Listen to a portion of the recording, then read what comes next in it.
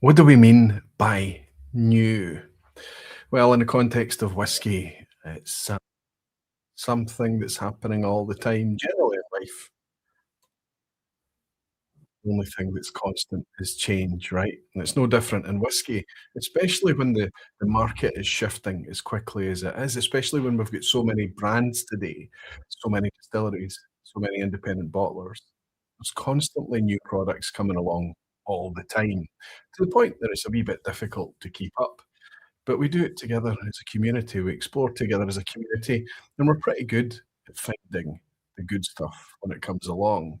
Well, tonight, in the context of whiskey, I've got a few bottles here that I've accumulated over very, very recent times that I wanted to share with you. We don't dedicate many vPubs to kind of keeping up to date and doing new things, but that doesn't necessarily mean to say that we shouldn't. I think it's a good idea. I think it's a good idea to explore what comes along and to work out, are they good and how do they stack up against their peers? Are they worth picking up? Are they worth celebrating? Or are they worth just leaving until something else that's new comes along? That's what we're going to explore tonight. I'm looking forward to it, as always, and I'll see you in a second.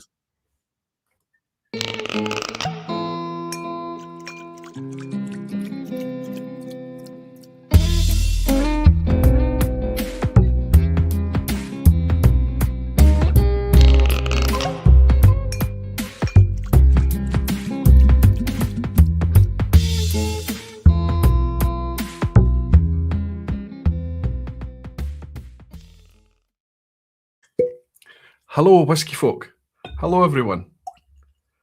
Welcome back to the vPub. Welcome to Thursday night. I hope you're all doing very, very well. I'm doing very, very well. I'm doing much, much better. And apologies for last week. I was flat out in my bed suffering from something. uh, there's a lot of folk referring to it as the West Coast virus. Just, the wee viruses that come along from social interactions or whatever it may be.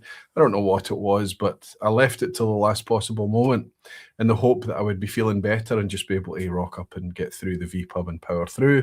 But on the Thursday, I finally had to throw in the towel and reach out to our friend down south, Jeff Whiskey, who stepped in at the last minute while he was at work on a Thursday morning and managed to come together with a topic and put together a vPub and offer everyone safe harbour last Thursday while I was recuperating.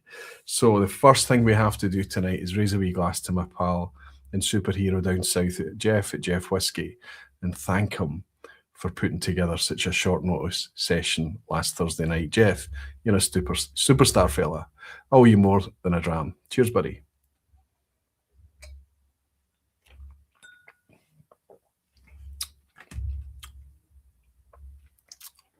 This is the first sip of whiskey in a wee while for me. Been looking forward to it. It's nice to have a wee break.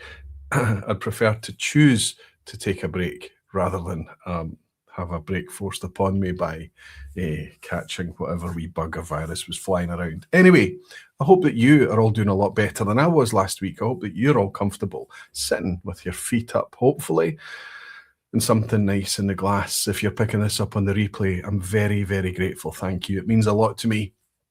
But tonight, I'm going to be looking forward to hanging out with everyone that's rocked up here to join me live tonight. Looking forward to go through some brand new whiskies to me, but also potentially brand new whiskies to the whiskey scene in general.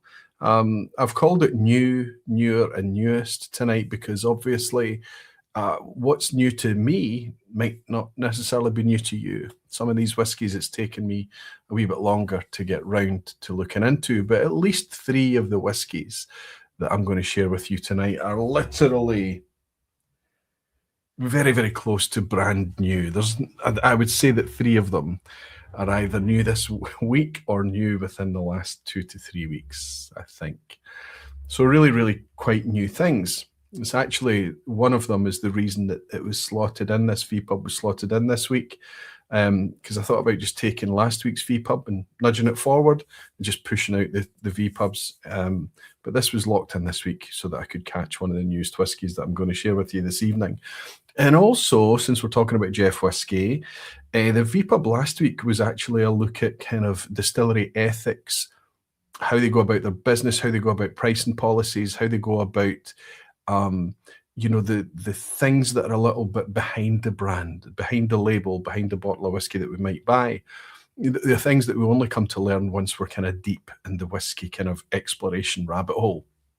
So kind of, I was thinking about, you know, their HR, their B Corp status. I mean, not many have B Corp. I think there's only maybe 2 or 3 distilleries in the whole of Scotland with B Corp. But you know what I mean? The ones that are kind of principled and the ones that are really careful about what they release, and the ones that put a lot of thought into their business, the ones that look after their staff and their employees, and the ones that go the extra length to look after their customers. And the model I was going to use, the vehicle I was going to use to do that, was to rank the top Islay distilleries. The more I got into it, the more I started to feel a little bit queasy about it. Some of these things I come up with are a little bit awkward, right, and a bit clumsy at times. But I was going to go ahead with it. Anyway, we didn't do that, so it might yet see the light of day. It might be modified a wee bit. But it turns out that great minds think alike. And right at the same time, Jeff from Jeff Whiskey released Islay Whiskies. You couldn't make this up. Islay Whiskies ranked. Now, obviously, he's been working on his video for a long time. There's no way we're pickpocketing each other for ideas. It's just one of these pure crazy coincidences, right? Anyway, it is what it is. It might see the light of day going forward. I might still keep that same angle on it, but it doesn't change the vPub for tonight. It was always going to be me talking about new whiskies based on one very, very specific release that I have here. And the other new whiskies I've just kind of built around that. We'll build up to it tonight. Anyway, before all of that, let's do what we always do. Let's raise a wee glass. A delicious wee glass, I have to say. And welcome all of you beautiful whiskey folk and dedicated barflies. Cheers, everyone. Welcome. Always takes a wee while for you to get in and get settled, for the notifications to go out to remind everyone that the vPub is live and that type of thing. So it's nice to let everybody come in, pull up their bar stool and get settled. Falkirk is here, class. Good to see you, buddy, over in Germany. St. Evening Roy. Sipping tonight the first new stuff I ever had in my career. Bruichladdich reopened when I showed the first hints of becoming a whiskey nerd. So you're betraying exactly how long you have been a whiskey nerd. So I would suggest somewhere in the order of 25 or 26 years, right, class? Nice to see you, buddy. David is in from Portugal. He's saying, oi, whiskey folk, Aguaviti, nice to see you. Looks like someone made a recent trip to the barber's law, looking fresh. Yeah, I have to say, it's amazing how easy it is to lose weight when you're poorly, when you have a virus. I'm not suggesting for a minute that that's the reason for the haircut or anything, but I decided that I needed to just get spruced up a little bit, and yesterday I took myself along for a haircut, so I'm freshly out of the barbers as well. Yeah, you know that way that you come out, you recover from a virus or whatever, and you just feel really like feeling much better now. Nice to have you in, buddy. How's Portugal? Jerry Miller is saying, good evening, Roy. Glad to have you back. Good to see you, Jerry. How are you keeping, buddy? Harrow Whiskey Weekend Drama saying, hi, Roy. Starting with a good plop. That's this here. I'll show you what this is. It's just a wee kind of warm-up dram. A little bit of an indulgent thing is something that I bought for myself to treat myself, but it's available. It's still out there, and it's an absolute cracker. I'll share it with you in a second. Pete Ed is saying, evening, barman.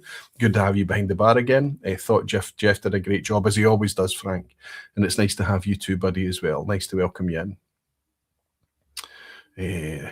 Lots of slaps and Jeff emoji in. That's fantastic to see. George P is here. Evening all. Evening Roy Akoviti. Glad you're back and feeling better. We'll have to catch this one on replay, but wanted to stop by and say hi. Have a great evening all. Thank you, George. Thank you so much. I think you're in Arizona, buddy, aren't you? Hellswed down in the peninsula is saying, lovely to have you back, and thanks for a super slapper, Jeff Whiskey. Hells is saying, absolutely, Hells. And Jeff is in here saying, pleasure was all mine, pal. Thanks to the Barflies for carrying it along. Cheers, buddy. And Auderty here. That's Auderty from Ireland, I think. Yes, Northern Ireland. Hi, Aquavitian everyone. Glad everyone is well. Picked up that bug Roy had probably, but dramming through it.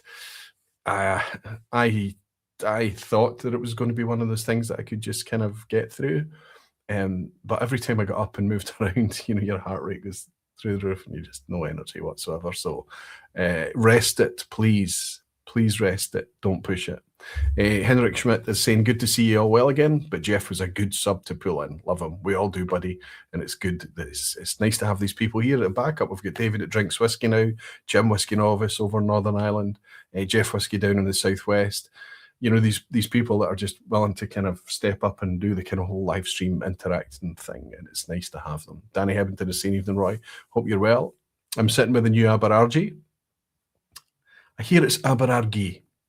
I've always considered it to be Aberargie, but and I'm from Perth, and I'm tempted to say Aberargie, but the brand, I believe, are suggesting that you say Aberargie. So there we go. How's it going down, Danny? You enjoying it? And the new Rassy Chinkapin tonight, he's saying. So he's on theme. Superb, Danny. Superb. Rolfie Ephead over in Norway saying, good to see you back in Bizroy. You look healthy, Slantia. Thank you, buddy. I'm feeling healthy, and that's the important thing. Right back on top, buddy. Good to see you. And will I see you in Leith in a few weeks' time? I'm looking forward to it. Dogs have no uncles. Good to see you, fella. He's saying, evening, I think I had the same virus last week. Was knocked off my feet for 2 days, but recovered fairly quickly afterwards and feel almost normal now. Currently having a wee Aberargie. I was just a day or two longer than you. I kept getting up in the morning thinking I'm better, and then quickly being reminded that no, this is going to take a bit longer to shift. Maybe it's a lot to do with age as well. Don't want to admit it, but it could be true. Again, I'm all, that's James. He's an evening, mate. Glad to hear you're feeling better. I'm James, buddy. I hope you're good too. Alison McPhail. Hello, everyone. Aquaviti, welcome back, Roy. There has been quite a few bugs doing the rounds. I think I only went out for one night. I went out on Monday night last week. I don't know if that's what it was. It could have just been easily coming back from the kids' school or whatever. Meep is in, just home from the Good Spirits with my bottle of what I suspect might be getting talked about shortly. Meep, I think you might be absolutely right. Have we already mentioned it tonight? And Doodle the Drama saying, hello, Aquaviti and all you wonderful barflies. Once more, I'm watching from the building site. This time a wee Aberargie is mellowing in the glass on the landing. He's got a wee reward for once he gets to the point where he can dust himself down a wee bit. Sean Causer is in saying, evening, Aquavit and Barflies, finally cracking my long row 100 proof tonight and toasting to your health. Now more than ever, Sean, that means a lot. Thank you, buddy. Saying good to have you back. Jimmy Legg is here. Hi, handsome. Just finished taking the only bread I can make, Irish soda bread. Oh, taking. I said taking. Baking the only bread I can make, Irish soda bread. Not only can I not make Irish soda bread, but I don't have much of a recollection of what it tastes like. I need to reconnect. Terra Tower is here. Good to see you, buddy. He's saying, welcome back, buddy. Hope you're feeling more refreshed now. I love Rassy. Colombian oak for me in my glass tonight. Superb. Again, fairly new wee whiskey from a new distillery. So you're on theme. Good to have you in. Top Terp one is saying, can rarely drop in live due to work, but have a small window to spread some love and a dram on behalf of your replay barflies. Wishing you all the best, Roy. I do love my replay barflies, but I love it especially when they're able to drop in to say a quick hello. I'm humbled and blessed as well that you would buy me a wee dram. Well, you do so, buddy. Thank you so much for stopping by, and thank you for the dram. Cheers to you. And now that you're back on the replay, it's nice to have you.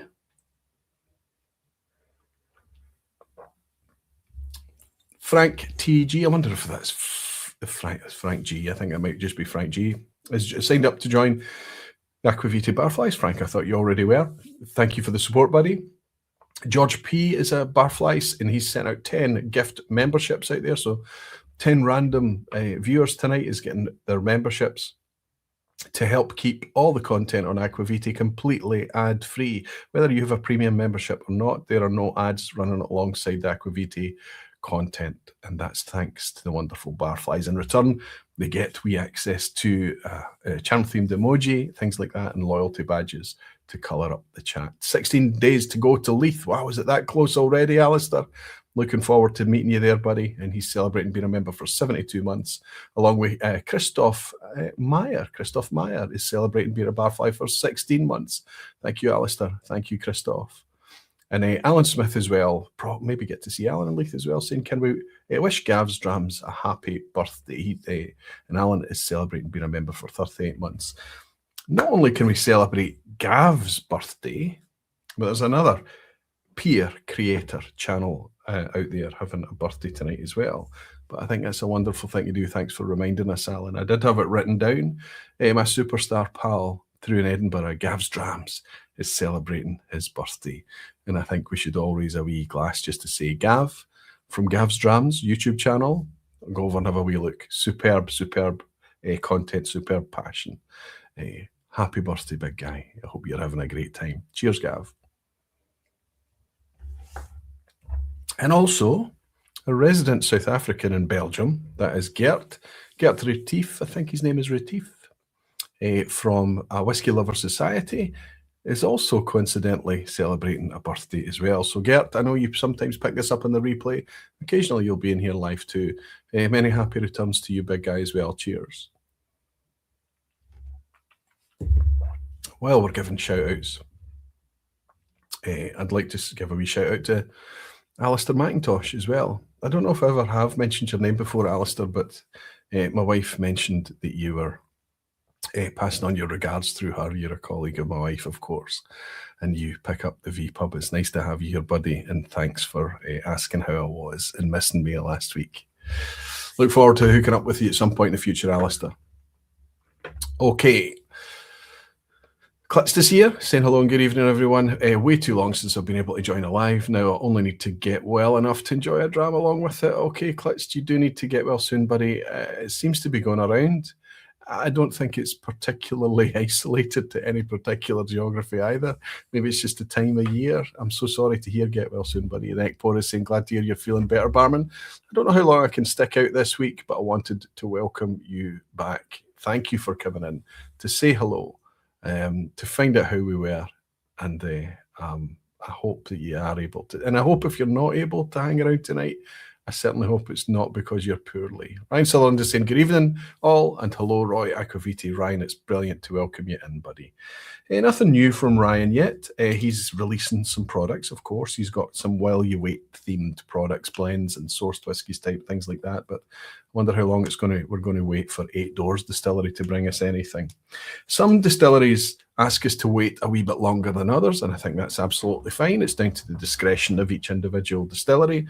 And if you consider the last vPub that I went live 2 weeks ago, we were talking about how they go about their business in terms of the inaugural release, their first release. Best foot forward and all of that should be the policy, but often for various reasons they have to just get whiskey out there and start have money coming in, and I think that can force it a little bit and mean that sometimes things are not quite ready. I think that the whiskey that we're going to build up to tonight, I hope we have waited long enough for it that it will be ready. I have high hopes, and there's already people well ahead of me that have managed to get to try this over recent days, and the general feedback seems to be pretty positive about it. But we'll get there this evening. I'm going to go through it tonight, talking about kind of new things that have arrived, and then go on to newer things. And for some reason, I'm just a wee bit delinquent late getting to them, or maybe the themes of the vPub will always just revolve around what I'm in the mood to share. And sometimes that'll mean that I can bring in something that's new, but sometimes it means that something that's new just has to get pushed off to the side until there's an appropriate moment to bring it up. I hope that makes sense. But when you've got a concept like just sharing something new, really that's anything's on the table then. But I have tried to not just make it about things that's new to me, but things that's new to everyone in general tonight. So there's no kind of, oh, here's something new I bought. For example, the one I've opened with tonight would be a perfect example of that. This is just a new whiskey. There's nothing new about the brand. Living Souls are doing great things. They've been out for a couple of 3 years now, maybe a bit more. We're loving the stuff that they're bringing out. But this is from a distillery that is not new either. This is Balmenach. But it is very, very rare to see Balmenach. 44.9% ABV, 22 years old from first fill bourbon barrels. So it's a small batch product, not single cask or anything, of course. I don't know if 44.9 is cask strength, but it could be. It's possible, 22 years old. I can tell you that if this is diluted, it's been diluted with a very, very light hand, because I've only just opened this tonight. This was my warm-up dram as I was getting set up, and it was the welcome dram that I poured. It's just been opened. It is a neck pour, but it's gorgeous. Not only is that a big, big relief for me, it's also quite exciting, because Balmenach is very, very rare. It's not often you see Balmenach bottled. It does appear from time to time. It's not completely rare, but it's a lesser seen distillery. But at 22 years old, sorry, where's the label for this? Sorry, 22 years old.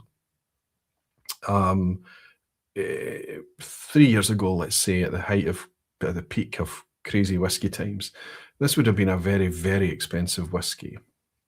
I bought this week, and it's not an inexpensive whiskey. It's certainly not a cheap whiskey, but we don't want cheap. We want fairly priced whiskies, don't we? We want good quality, priced fairly. We don't mind paying for things that are perceived to be worth it. This was £110 from Good Spirits Company in Glasgow. That is available in other places online. It's fairly widely distributed. I may have already reached out to buy a second bottle, but that's for a very, very specific purpose. It's for a gift. And I think it's already proving to be a fantastic reinvestment. For me, this is, it's got, we don't really need to dive into, I'm not going to spend a lot of time on this tonight. This is just the kind of warm-up dram, but it's a fantastic one. All the fruit and lovely kind of bourbon cask notes are here. So we've got some nice honey, we've got nice honeycomb even, that kind of honeycomb candy and things. But the biggest thing that's from first sip until now, and there's a bit of grip in there, there's still a bit of, despite the 44.9, again, it leads me to consider that if there is dilution here, it's been very light, but it could be natural cask strength. It certainly expresses like that. The biggest thing is the texture, and that's why we chase Balmenach. Warm tub distillery, but infamously weighty, despite the palate and flavour spectrum being quite delicate, floral and fruity. It's got this lovely kind of oily quality to it, in my experience.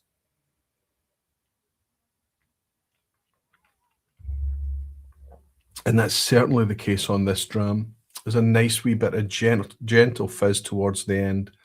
It's like a sweet orange. There's almost like a glucose tablet type quality to it, like a orange Lucozade type tablet, if anybody knows what those things are like. Really, really beautiful, delicate, subtle, and yet layered whiskey. 22-year-old Balmenach for somewhere in the order of £100.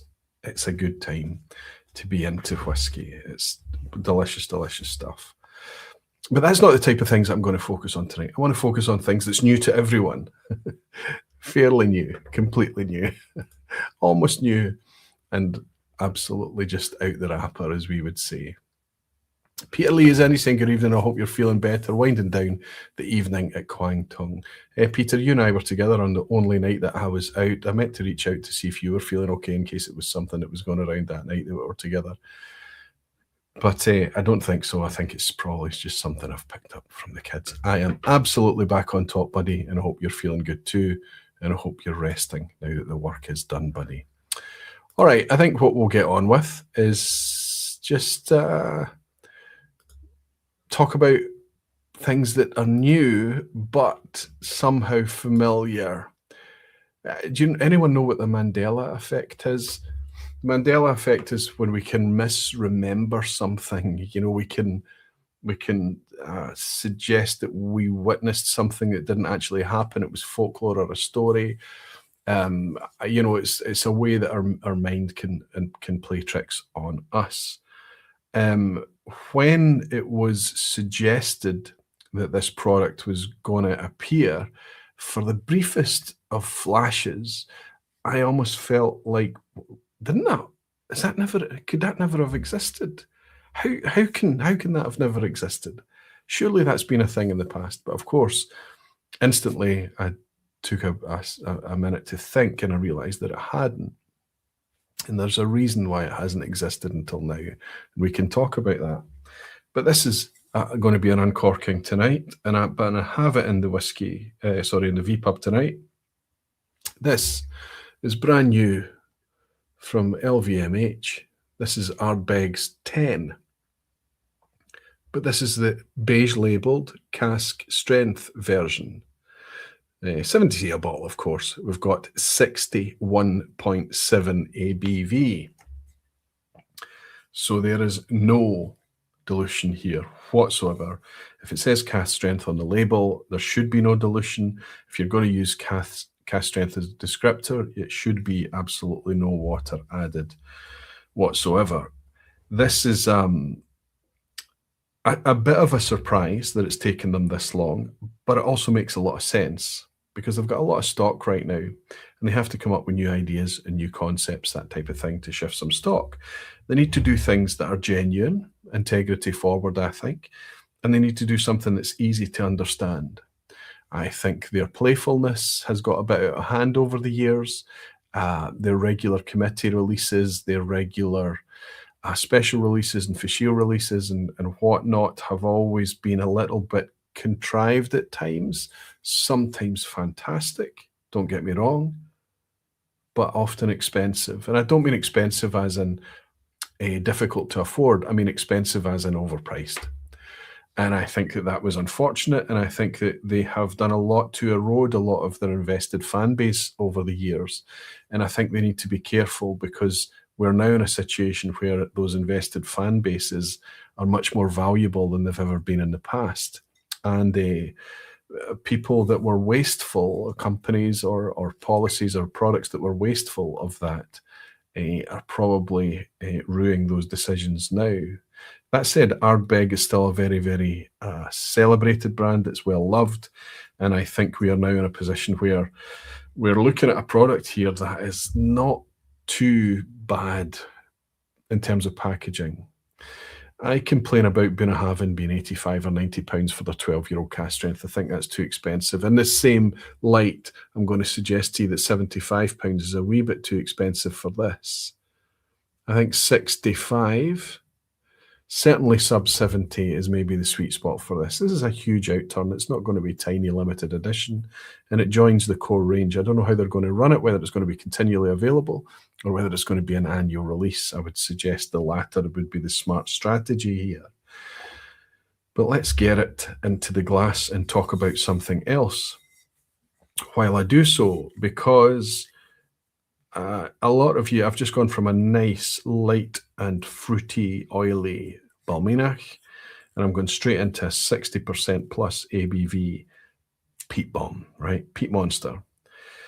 And that's not often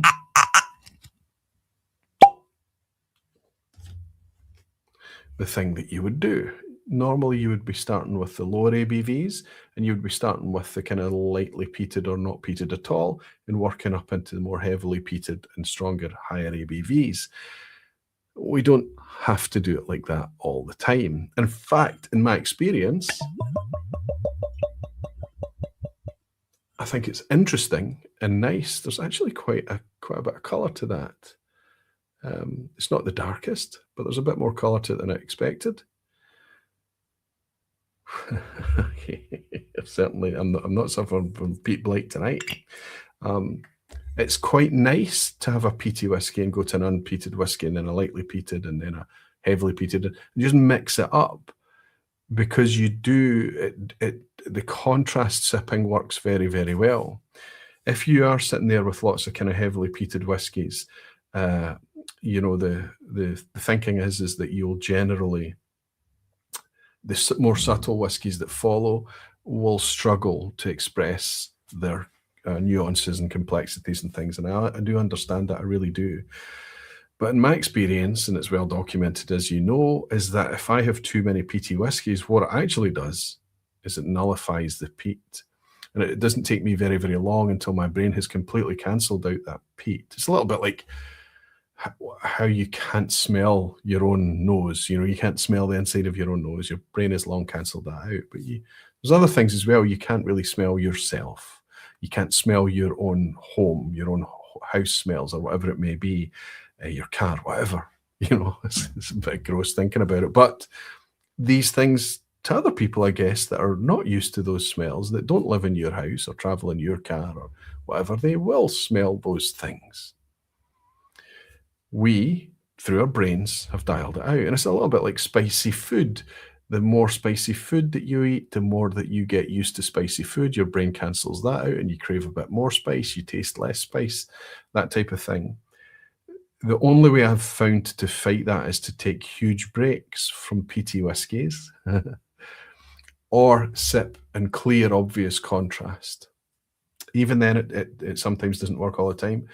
If I'm often pouring a sofa pour, a couch pour, I'll maybe come in here and I'll grab a nice Lagavulin, a nice Ardnahoe, a nice Ardmore, something peaty, and I'll take it to the sofa, and by the end of my glass, I'm not tasting or smelling the smoke whatsoever.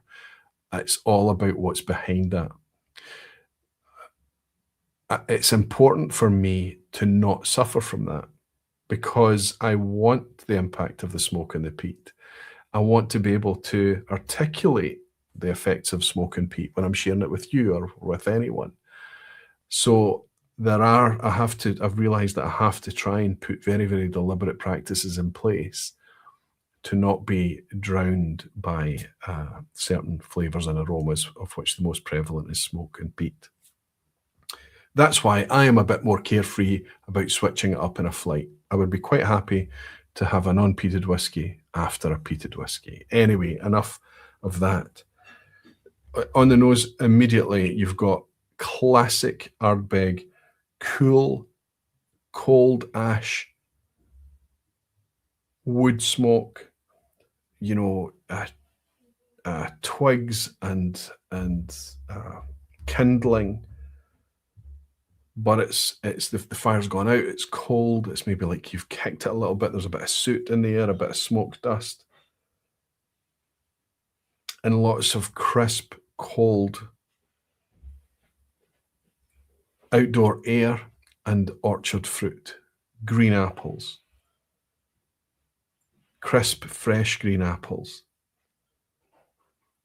bags of smoke. I'll get it across to you while it's clear and expressive to me. There's a kind of white fruit thing going on as well, like almost like maybe a honeydew melon flesh, that type of thing. Almost legit, if you've ever had melon wrapped in, you know, yeah, melon wrapped in Parma ham.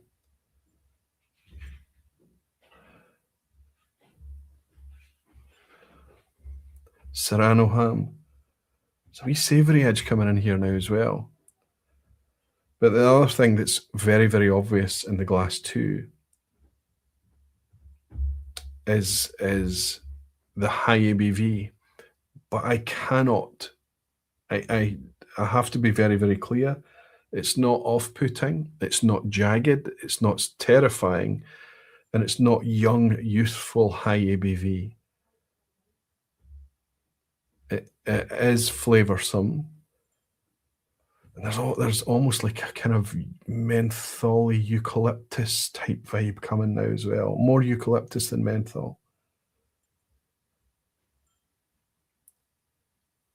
Fantastic on the nose, fantastic. Obviously, I'm tempted to put a wee bit of water in this, but we'll wait a second. Still not got my water dropper. It was missing 2 weeks ago as well, wasn't it? I don't do a lot of sipping at my desk unless I'm hanging out with you. Anyway, let's have a wee sip of it. Ardbeg's 10, cask strength, 75 quid. Here goes, cheers.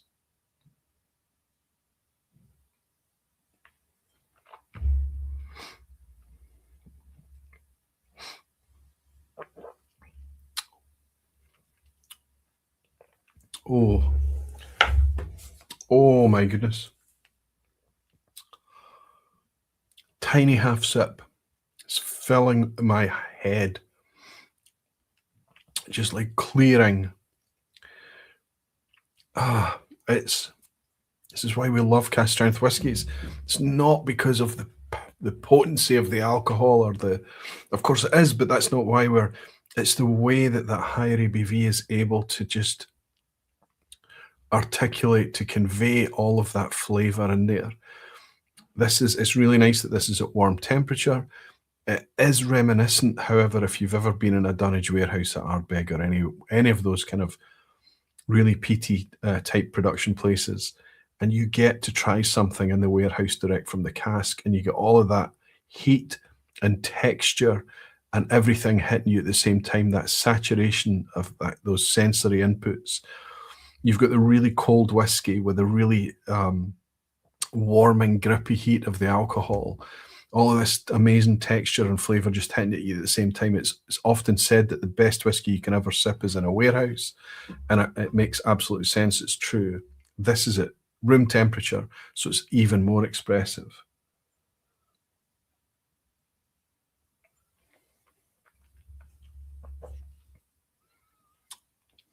Much easier on a second sip. Your palate's adjusted a little bit to that 61.7, is it? 61.7% ABV. There's some nice sweetness coming in now, some sugars, some light sugars, maybe light brown, maybe a little bit more leaning towards an ice and sugar type note. Sweetness on the finish. The finish is not because it's particularly dense or oily or lingering. I think the finish is helped by that ABV. It's hanging around a lot longer. It is exactly as you imagine it would be. Your Ardbeg today is unchill filtered 46% ABV whiskey. And sometimes it can be really quite bold and loud and shouty, but other times I find with Ardbeg 10 it can be ever so seductively elegant too at times. Even a little bit of creaminess can come into it. This for me is living up exactly to expectation, but I think surpassing it a wee bit on enjoyment. It's like taking Ardbeg 10 and dialing it up, and we've never had that before. We've never had this.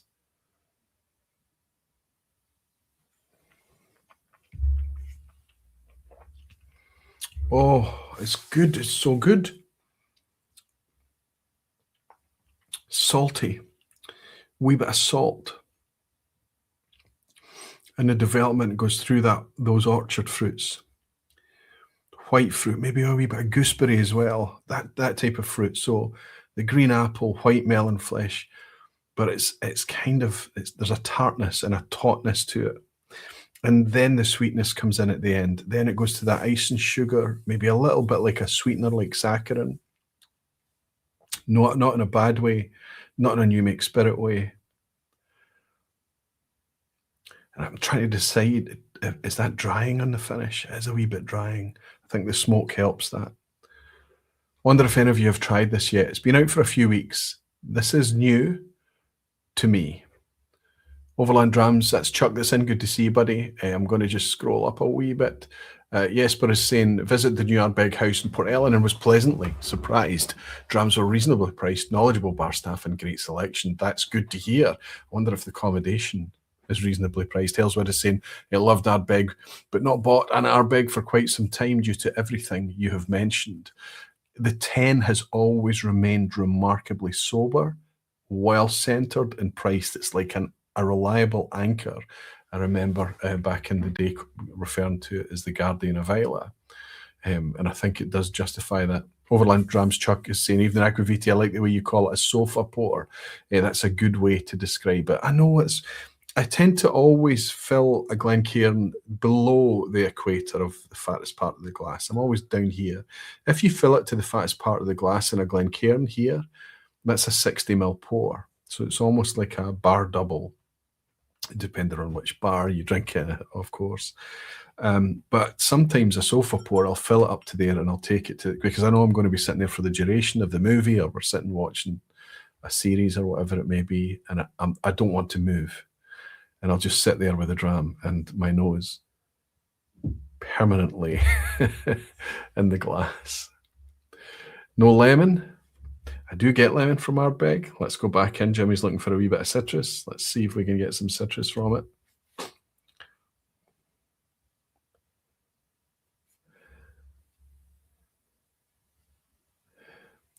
Yeah, lemony. Let's go with, rather than a spritz of lemon juice or that, let's go with a wee bit of lemon rind, lemon pith.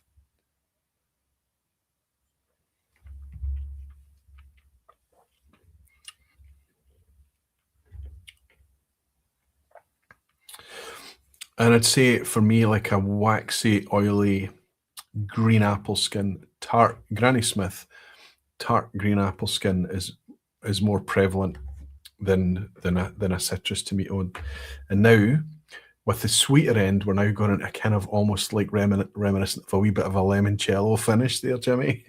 So just thank you for the power of suggestion. Aye. A bit of lemon too. If you get lemon on your Ardbeg, you're going to get it in this. Martin W.J. is saying, Aquavite, had the Ardbeg at Cambridge Whisky Society last Friday. Thought it was delicious and certainly the whisky of the night. Amazed it's over 60%. It didn't drink like that. I would agree with you. It makes the strength and the power very, very obvious, but it's not jaggy and shouty and rough with it. I think the strength of it is obvious, but it's quite well restrained, behaved, and integrated. Gary Field is saying that Ardbeg really opens up with water. Let's get a wee bit of water into it. Let's not bother with the water dropper.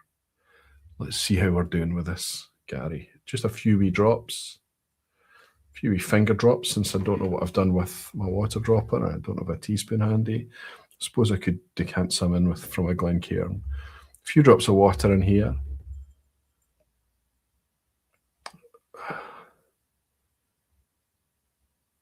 It's really made that outdoors. It's almost like I know you can't smell temperature. It's a ridiculous thing, but we can't smell color either. But we often talk about whiskies being green or red or whatever. But this nose is like an outdoor. It's like a fresh outdoor walk, fresh, crisp, brisk air.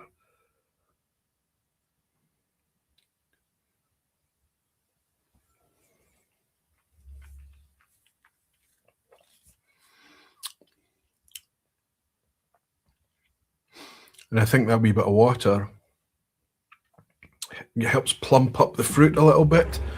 But weirdly, I think it draws attention to the texture. This is an oily, thick whiskey. I don't think it's particularly long in the finish. I think it develops nicely and it goes into that kind of sweetness. There's that limoncello thing happening again. But it does kind of, it doesn't drop like that, but it peters out quite quickly. I can't believe, there you go, it's finished already. Wow.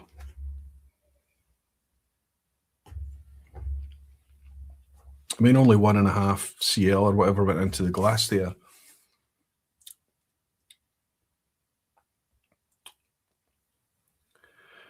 Do you know what this is like? It's a little bit like, recently Apple have announced a new MacBook, and Apple have never had an affordable laptop ever. As long as I've been looking for one, they've never had it. But just this week, they just packaged and put together, no frills or anything extra, exactly what somebody desires, and they've released it. And that's a nice thing to see in a world that's so full of greed, overpricing, overselling, and cynicism. It's quite nice to suddenly have that happen. Are we going to start to see that in whiskey now? I think it's the right thing to do. It's the right move. We've now got, the standard 45 to 55 pounds Ardbeg 10. You might need to pay 58 pounds or whatever, depending on where you are. But we can often get Ardbeg 10 sub 50 pounds. And for that price, it's immaculate. It's beautiful whiskey. It's seems to have gotten, I know a lot of people back in the day said that it tailed off in the early days, but in my opinion, it seems to have come back and it's been super solid for years. I think that to have this coming out at 75, like I say, even £5 or £6 cheaper would have just made it so much nicer, so much sweeter. But I think it's fair. And I think if it is going to be an annual release and a limited release, then it's just something we're going to have to maybe treat ourselves to a bottle once every year, once every 2 years, something like that. And I don't think anybody's going to pay 75 for that and think that they've been shortchanged. The biggest competition that this whisky has, interestingly, I think, are Ardbegs, Corryvreckan and Inaugural. They are not necessarily cask strength, either of them, but they're higher ABV whiskies, 54. I can't remember if they're both 54, but in the 50% ABV, they certainly don't leave you wanting when it comes to grip and strength and engagement on the palate. And the price points of Inaugural and Corryvreckan can often quite regularly drop below 75. Those are non-age statement products. This is an age-stated product. We have to keep that in mind. So when I was sipping this, I was thinking about putting it up against something like that. They're going to need to keep their eye over their shoulder, though, because for £65, half the age, but anyone that's tried this at half the age will know that it's well on the way to being an absolute barnstormer of a highly celebrated Islay whiskey. For those of you that are listening, I'm holding up Ardnahoe's cask strength with a 5-year age statement on it. This is also 60+% ABV. This is 60.9, very similar ABV. I would say that comparing one against the other, the Ardnahoe has a bit more cask interaction in it. Now, I know that a lot of the Ardbeg is going to be from first fill bourbon and refill bourbon. There may be something else in the mix there, I'm not sure. But we know that the Ardnahoe is all first fill. And I would suspect it's difficult to tell when the Ardbeg's in smoked glass, but I would suspect that it's my feeling that the Ardnahoe is also a little bit darker in natural colour too. But they're putting that out there at £65. And an extra 5 years of maturation is not going to cost that much. I don't expect that to be coming out at £75 when it's 10 years old. I mean, it might, because that's going to be 5 or 6 years down the road. We don't know when that's going to happen. It may be the case, but certainly based on today's pricing. So they do need to be careful. It will sell because it's Ardbeg and there's enough of a fan base out there.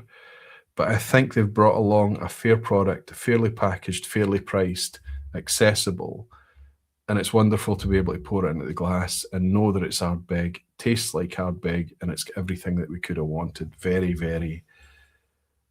let's go with, if I was to score it on a dram face score, I would already be in a very good indeed 7 out of 10. But I think if that drops over the shoulder and keeps delivering, it could maybe potentially go a wee bit higher. It's an uncorking.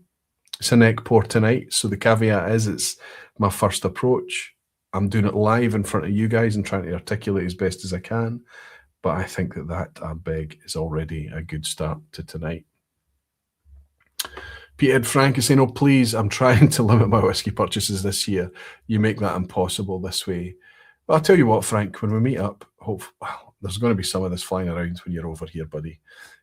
You're going to be able to try before you buy. And this is not the type of thing you need to run out and buy right now. I think hopefully if they've done it well, there's going to be enough of this around to sate the demand today and for the foreseeable future. James DeGiulio, good to see James. He's saying the cask strength is the wisdom of whiskey. The people who just drink the 40% ABV miss the adventure. I know, but we need, I think it's quite interesting actually, because there are some people that have managed to get into whiskey despite the fact that it's higher ABV. Glasgow's peated cask strength was a perfect example of that PX, heavy sherry, heavy syrupy, raisiny, figs, and that big impact of smoke as well is really quite a powerful thing for people to be able to taste. But I do get your point, James. I do get your point. Rick Johnson is saying, good afternoon from San Francisco, Roy. And Cool Cat Barflies tuned in just in time to see Roy drinking Ardbeg and saying nice things. The world is right again. By the way, if it was a letdown, Rick, as you very well know, buddy, I would be talking about that too. James is celebrating being a member for 37 months and saying, really, I am now actually 49 months, lol. Thank you, James. Thank you for your 49 months support, buddy. Jimmy Legacy, and if the neck pour impresses, great things await. I think that's a 9 out of 10 rule, actually, Jimmy. Sometimes the neck pour will over-deliver and we go back and we're like, oh, it's not really got... But I think even when that happens, it can often be us, right? And I think your wisdom is probably straight on that. Whiskey Weekend Drama is saying 18,000 bottles supposed to be. So that's a really good outturn. 18,000 means it's got a chance to get out there. Hope it gets widely spread. And there isn't a clamour for bottles right now. Things are hanging around longer, which is nice to see. We're kind of back into the 2015, 2016 vibes. Ginger Genius is saying Aquaviti Tesco often drops Ardbeg 10 to £33 with a club card. Don't know whether that's down to recent terrible releases having an impact, but it's a great bargain if you're in the UK. I think that's just Tesco bullying the producers. They've negotiated their price, their purchasing price based on that £33 sale price, not based on what it sits on the shelf normally, 48, 52, whatever it would be. They've negotiated the price based on 33, and that is too cheap. Controversial opinion. Take your bargains, use your club card, stock up while you can, by all means. Tesco and the multiples of supermarkets are teaching you not to pay retail, right? You're just going to not buy those things and wait until the ticket goes yellow and the price drops. Everyone Gale is saying, good to see you, Chris. I really wish I had a good understanding of the cost and profit ratios of whiskies. So hard to judge with tariffs, taxes, labour, marketing, distribution, etc. Chris, I'm right there with you, buddy. Just at 1st of February this year, we had another duty increase in the UK. After a duty increase on the 1st of February last year as well. It just seems to be kind of stealthily more and more and more and more tax taken from it. It's horrendous what we pay. We should shout about it. Anthony Lambert is saying, I hosted a tasting just before Christmas with the theme winter whiskies. I went for cask strength and higher ABVs, and I was surprised how well they all went down with even the whiskey newbies. I'm a huge evangelist for flavour being the thing that brings newbies in, rather than this nonsense about having to make sure that you give them the lowest ABV. If it's tasty, if it tastes good, that'll get people interested. That's where the hooks come from. We made it to March, Roy. We're getting there. Slantia. A dram has come in from my pal over in Norway. So I'm going to just test my theory here. I'm going to go back to that 44.9% ABV unpeated Balmenach, 22-year-old, super delicate, after enjoying that big bruiser of a Isla single malt, heavily peated. And raise a glass to say thanks to Rob. It's twice I've called you Rob tonight. It's because of the bees and the ebb head. Rolfie, my pal Rolfie. Rolfie, how can I make a mistake with your name, big guy? Cheers, Rolfie. See you in Leith, fella.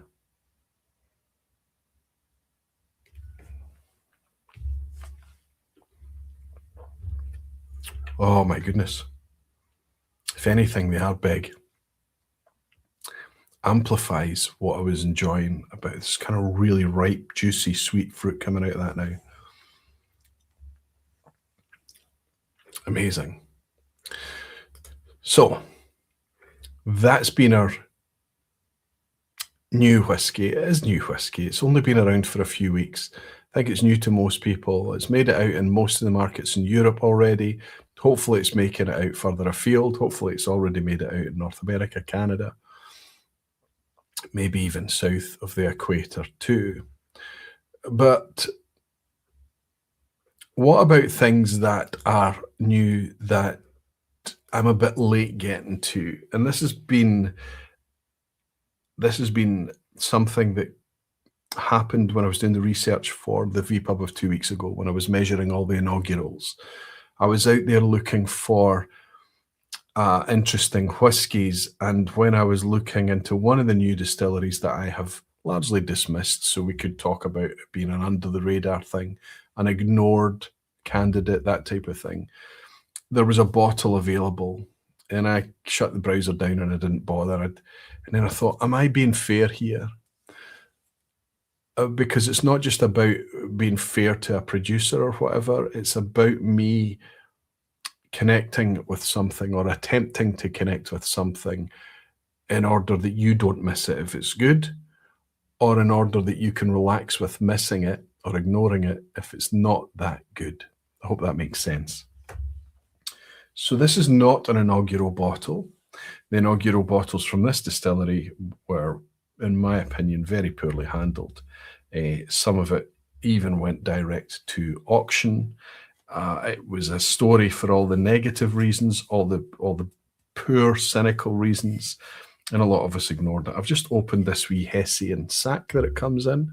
I should show you this, but we're now in Falkirk. Falkirk, just up the road.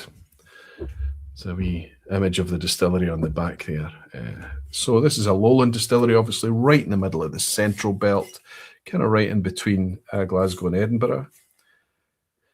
And we take it out. So this is my first kind of look at this wee bottle.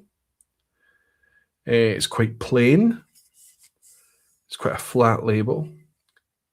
There's a bit of foiling on it. There's a bit of kind of metallic edge to it. I'll show you this in a second.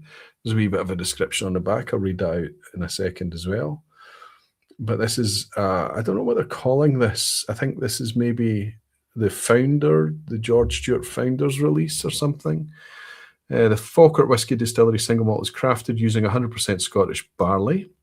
And the distillery's natural spring water. Right, the only thing that they're saying there is that they use Scottish barley. Everything else is just, I don't know. Then it matured in our own traditional dunnage warehouses. That's interesting. The distillation process uses carefully restored mash tun and stills originally from Cappadonic Distillery. The distinctive style lowland malt is a meticulous marriage of 80% bourbon and 20% sherry casks. And they've got a nice little kind of axis here showing how much bourbon versus sherry is in it. And you can see that it's dialed right up to only 20% sherry there.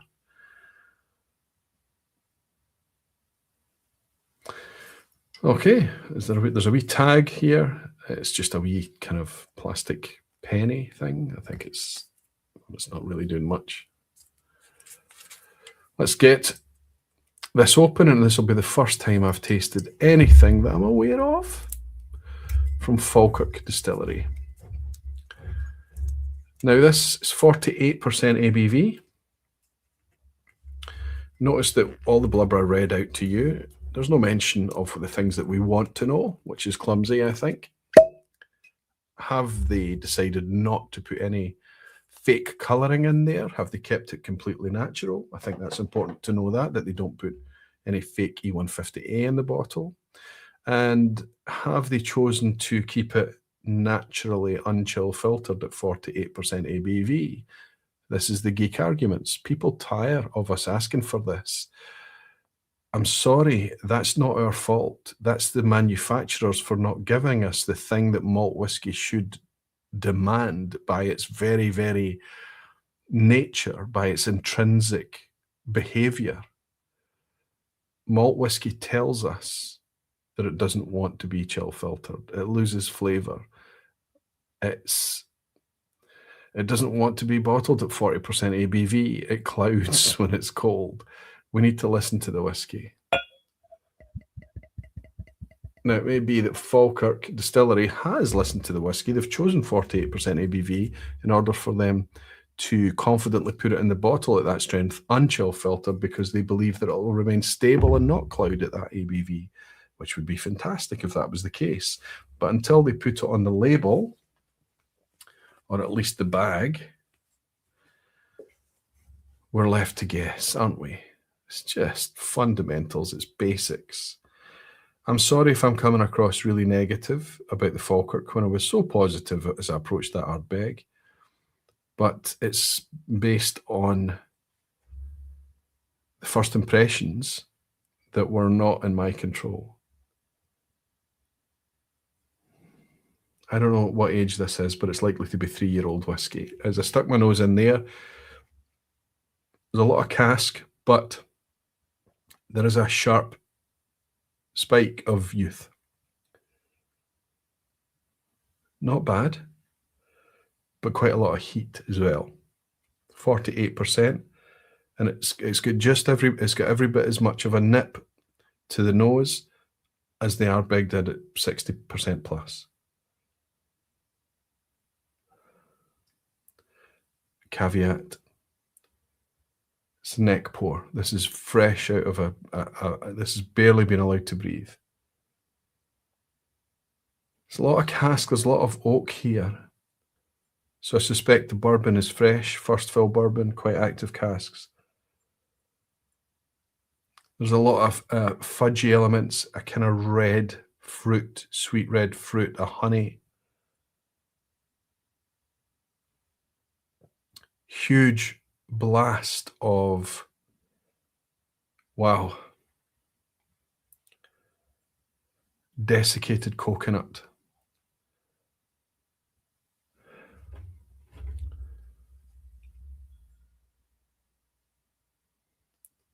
Now it's different. It's like it's almost nosing a wee bit like a Lee's snowball. It's a very, very colloquial thing here. That's very local to the UK, even Scotland. It's very coconut forward. Wow. There is some fruit there. It's red. It's like a plummy fruit. Quite a ripe, maybe stone fruit type thing. I think plum's a good note. Is it as good a note as any? So a little bit jammy. Some honey, thick, set honey.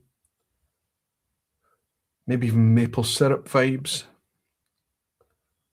But all the while in the background, we're getting this kind of slightly unsettled,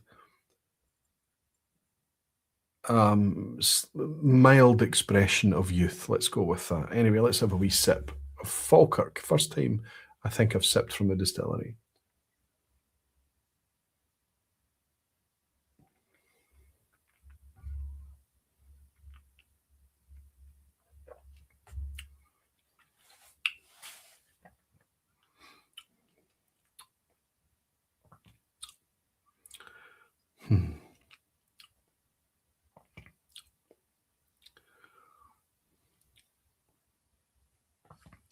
I think it's safe. I think it's perfectly pitched. I think it's that bourbon sherry thing. If I was sipping this blind, I would suggest that there's a bit more sherry in this than 20%. It's expressing a bit more, almost like a 50-50, right? Sherry, bourbon. Maybe that's the first fill bourbon is they're really quite fruity and big and bold, active bourbon casks, and the sherry casks are quite bold and big too. But it's right in the middle. The age I was getting on the nose, it's much more integrated when you sip it. The 48% ABV helps that, I think. It is one of these perfect examples of how a young whiskey, 3 years old, I mean, it can't be 2020, I think Falkirk kicked into life. So it could theoretically be 5 years old, but I think 3, 4, 5-year-old whiskey.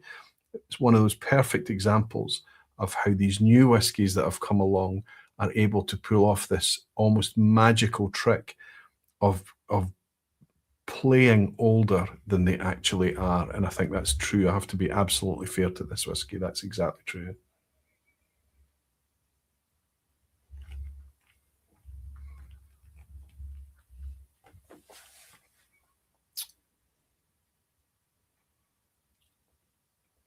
It's a little bit plain and simple and safe, but you can't get away from the fact that that's a good whiskey. It's an objectively good, tasty, juicy, well-made whiskey.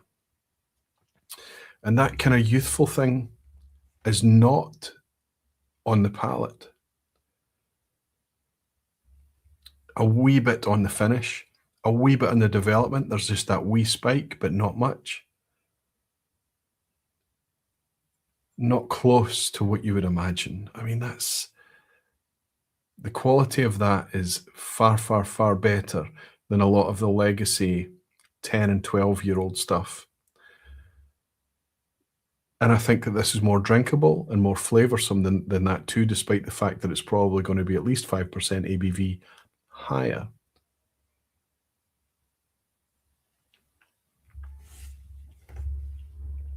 I don't know the scales of Falkirk Distillery.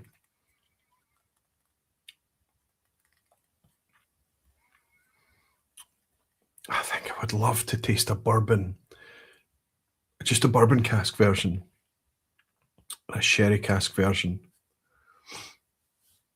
This is the way this has come together. It's kind of, there is a sense of and I don't want to sound clumsy or awkward or snobby or difficult, but there's a sense of kind of an engineered thing to it, where they've gone, let's go 80-20 here and make it taste like this. I understand it. I completely do.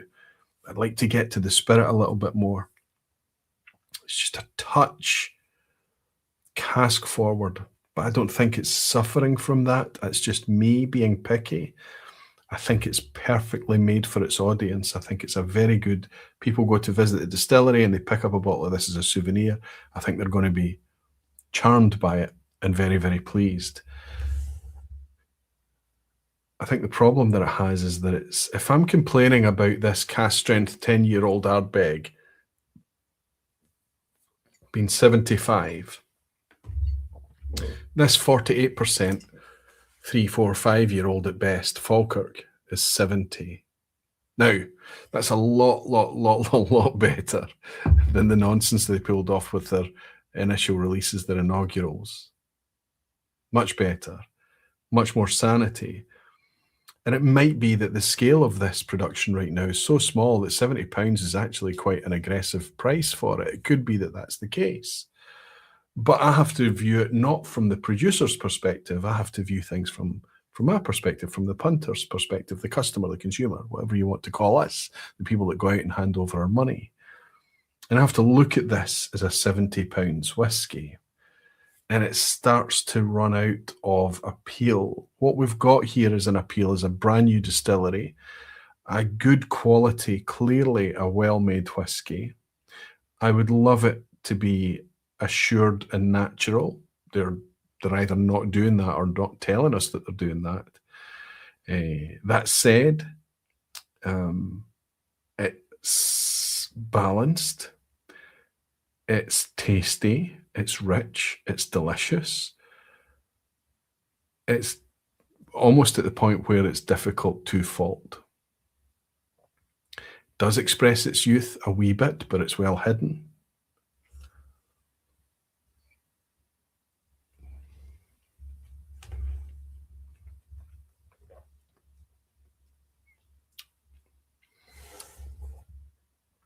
The only thing I don't know if it's cask or I don't know if it's the spirit. It's a sweet whiskey. It's sweet. I think it's probably designed. I think I would like to try it from bourbon. I would like to try it from sherry. I don't know how Moorish it would be, but for somebody who's looking for something safe, right in the middle of the flavour map, I think they've done a good. If I was going to offer you a Dramface score on this one as well, we would already be between a 5 and a 6, I think. So we're already at average in a good way to good stuff. A little bit of saccharin on the finish. Pleasantly surprised, I think, is the best way. Pleasantly surprised. Put it this way, I paid £70 and I don't feel cheated. I think it's pricey for where it is just now, but maybe it has to be because of where they are in their development arc. But from a customer's perspective, it's a nudge pricey. But it's well-made, decent whiskey. Bit sweet. The overall impression is it's sitting here just now, a minute or two after the last sip, is a sweetness. Ever so slightly cloying.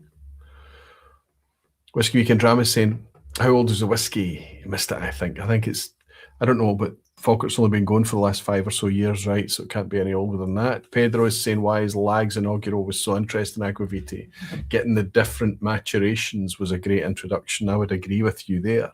Getting to taste the very, very different styles and them celebrating the different styles. And Lag also kept the ABV high as well at 50%, didn't they? Rick Johnson is saying, Roy, are you out of focus or am I drunk already? It could be that I'm going out of focus, buddy. Sometimes the camera has a hissy fit. Let's see. I don't know if that's going to help things. Hopefully it should continue to focus on me, Rick.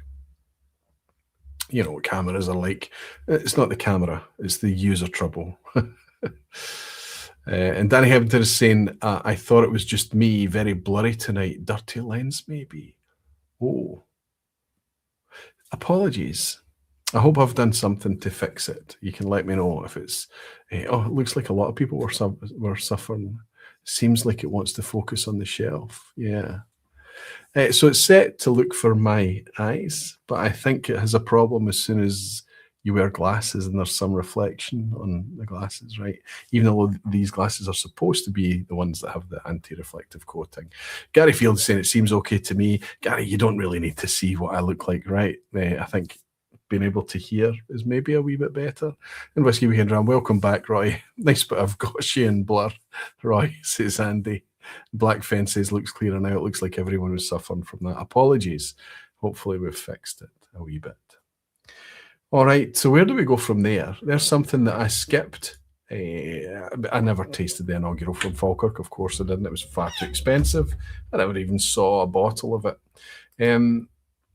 But there's been other things along the way that I'm going to... I'm looking after the units right now, and I'm not going to get off on a tangent into health and consumption and things like that. I have not in any way reduced the amount of whiskey that I'm enjoying. I think I have over the last couple of weeks just because of distractions and ill health and things. But my focus is on, I want to focus on enjoying whiskey.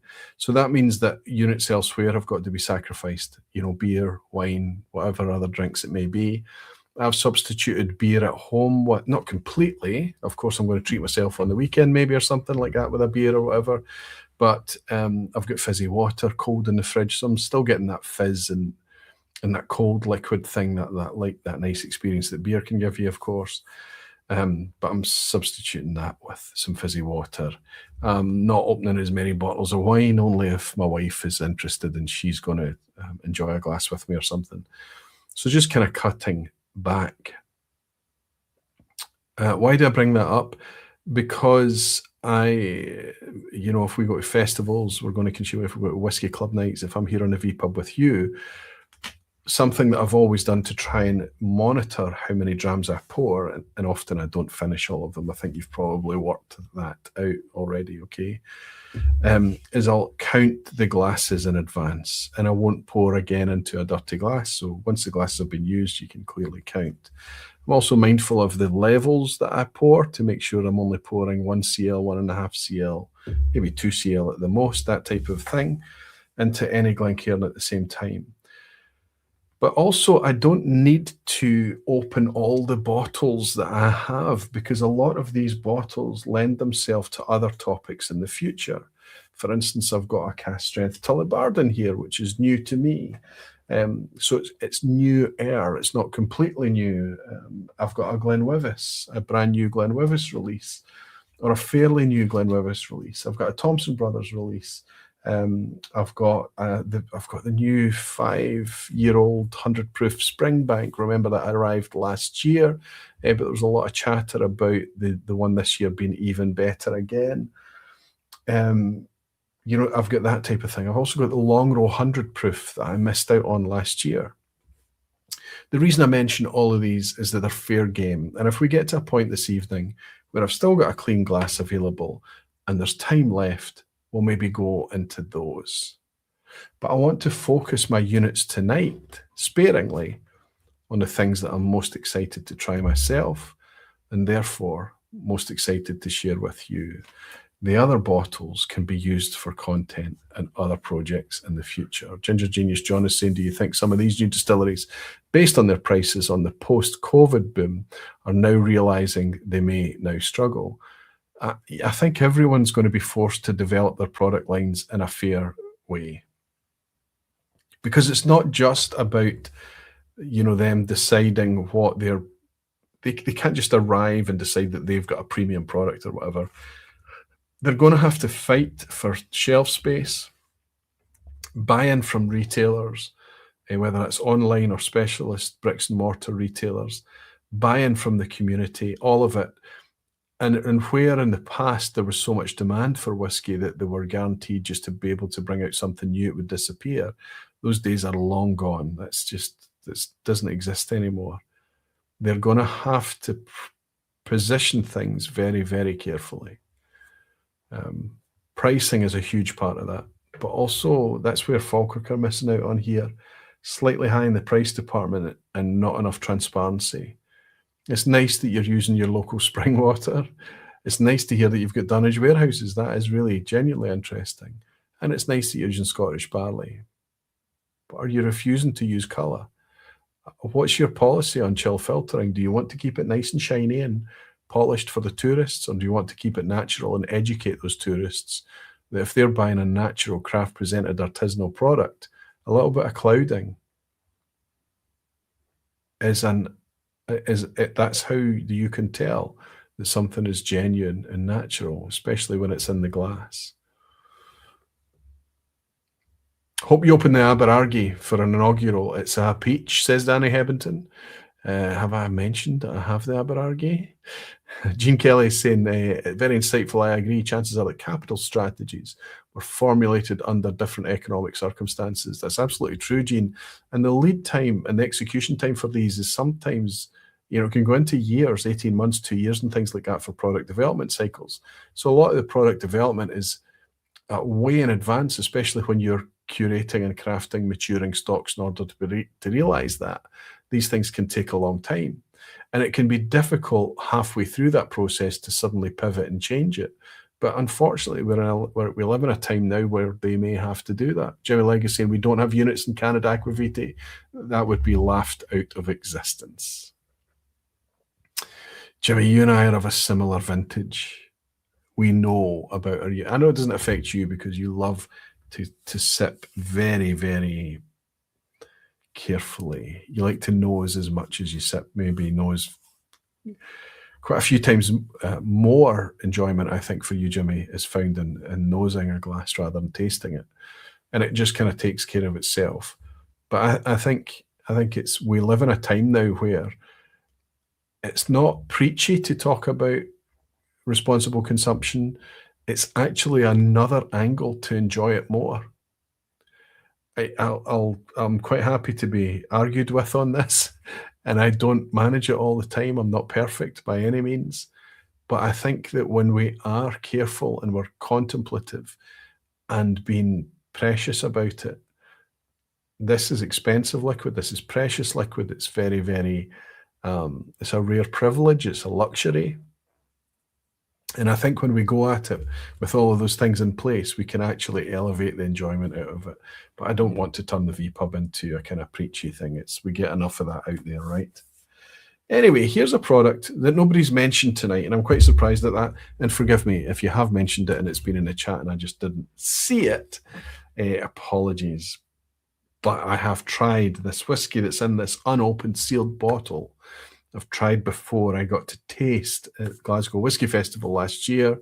I'm grateful to Tom Lindsay, who brought a wee prototype bottle along. And on this Sunday at the Aquavitae event on the Sunday in Glasgow, there was almost 100 of us in the room, and Tom brought along this bottle, and I think it largely got rinsed. It was one of the very, very first bottles to get rinsed on the evening because everyone was curious to try it. Sorry, before I burst this open, I should hold it up and let everyone see what I have if you've not worked it out already. It's an English single malt whiskey. We're down south, and this is Wireworks from White Peak Distillery. One of their beautiful bottles, one of the nicest bottles out there. This, can you read that? It says Heritage Chevallier. So this is Chevallier Heritage Grain Barley. There's a wee bit to read on this bottle. I'll try and read it out to you. It's a really good ABV, 57.3%. I don't know if that's cask strength. It could be. It's unpeated. Now, this is quite a rare thing from Wireworks because most of their releases will at least have a little bit of peat in there. They don't specify the casks any further than suggesting oak, which is fine for me. It's only 999 bottles by the look of it. This looks like bottle 310 of 999. This might not make it very, very far, but this is an interesting bottle. Our home at a former Wireworks, now part of the UNESCO World Heritage Site, is a place of innovation and passion for great production made the proper way. This DNA is at the heart of our flavour first approach, yada, yada, yada. Handcrafted in small batches, we're pioneering the use of brewer's yeast, long fermentation and slow distillation, on-site maturation and bottling completes the provenance. A full life cycle at Wireworks. Perfect serve, gather friends. Okay, I was hoping for more deets there. Well, I'll go over the other side to talk a wee bit more about the grain.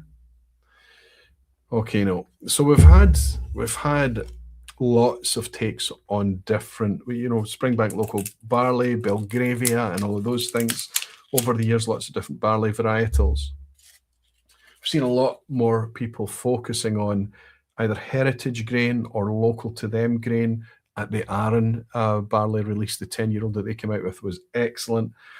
We're seeing genuine investment in curating heritage and local grains for a flavour outcome, not just to put something different on the bottle, but in order to prepare it and show it to people and share it with people, purely from a flavour perspective. David Hong is in tonight and he's bought me a generous dram as he always does. David, it's so nice to welcome you, buddy. No comment as usual, my friend. I'll just put a wee heart and a thank you to that, and I'll get some of this in the glass so I can say thank you to you, David. I'm very, very keen to get this one open because when I tried this, it was probably up there with my top 2 or 3 most memorable whiskies of last year's Glasgow Whisky Festival, of which there were many.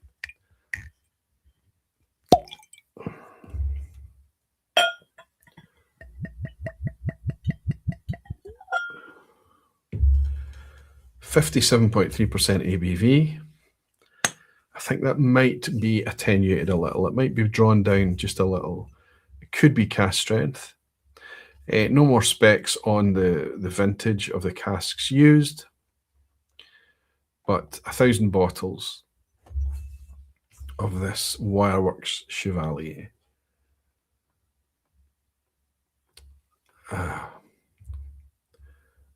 Terrifically pure, clean nose immediately.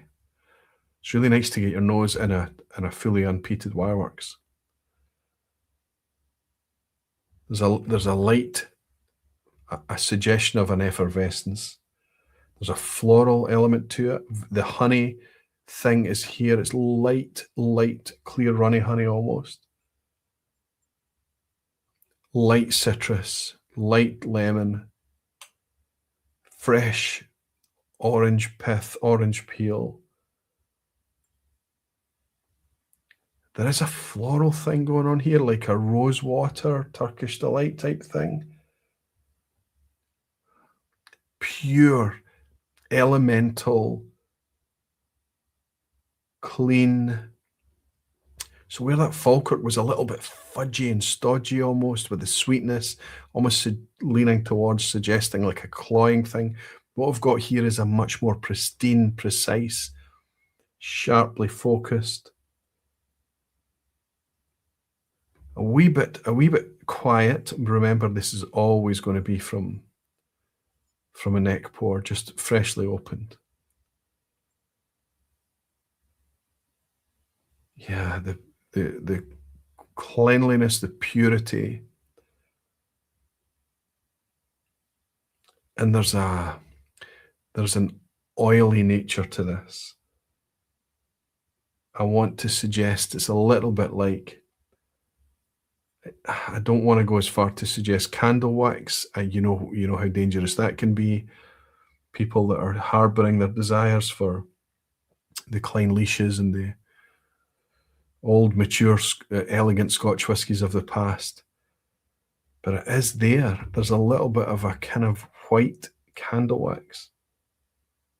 Also honeyed. Again, did I say honey already? There's a honey here, a lighter, less dense honey.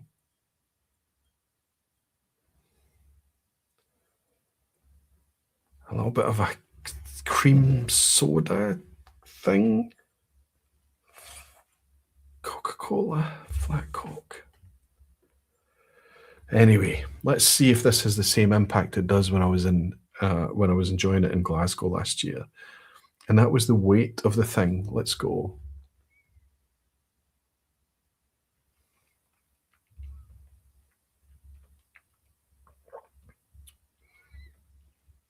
Oh.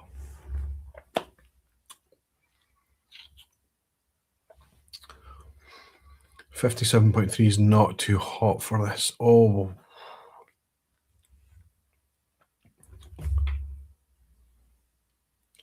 Should have bought more. This is hard to articulate. Why is this so much better? Why is this so much better? First thing, there's an impact here. The ABV is helping here. It's helping balance things out. There's a lovely, thick, oily, slightly fattened, plump weight to this whiskey. It really makes you think about. It really makes you imagine the grain and the natural oils from grain and all that kind of thing. But it's balanced really nicely with this big juicy hit of fruit and fizz.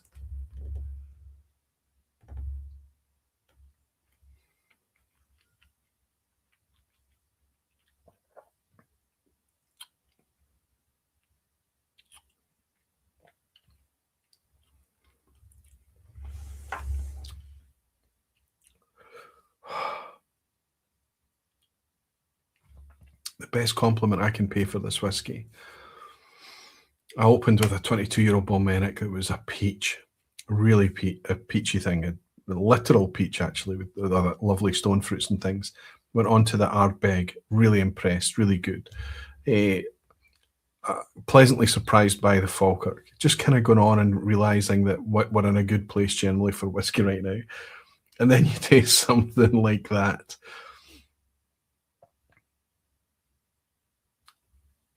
I mean, it's just an absolute charmer, an absolute perfect,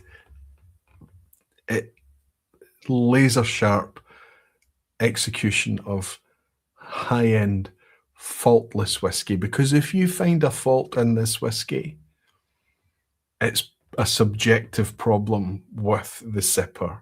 This is objectively pristine.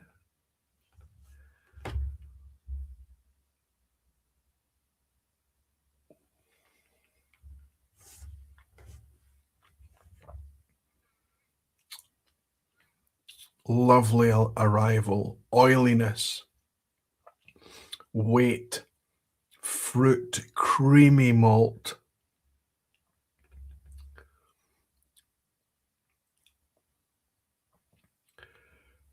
I love the fact, now that I've read that and it just says oak, I love it. I love it. There's no story to be told about the casks here because the casks are not prevalent here at all. There is no cask style shouting from any direction. This is a whiskey that comes across like it's come from mixed casks, refill casks, quiet casks, much more I won't say inert, but let's say less assertive casks. This is about a high quality spirit being allowed just to be itself.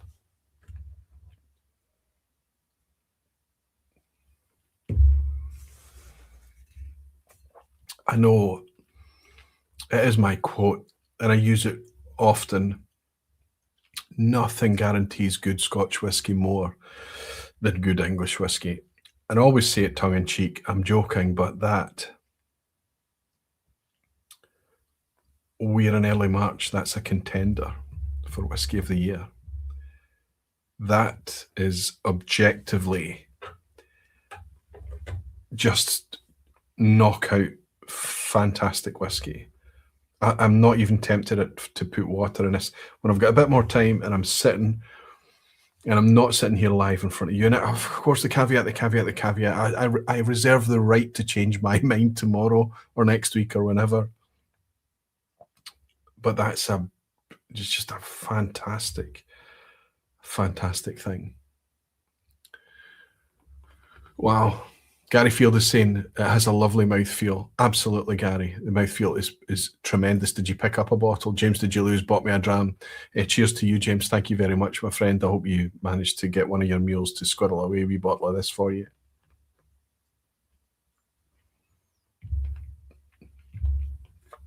I don't know if it's sold out already. Danny Hebington is saying, easy now, you'll be getting your Scotland your Scot card revoked. I know, Danny.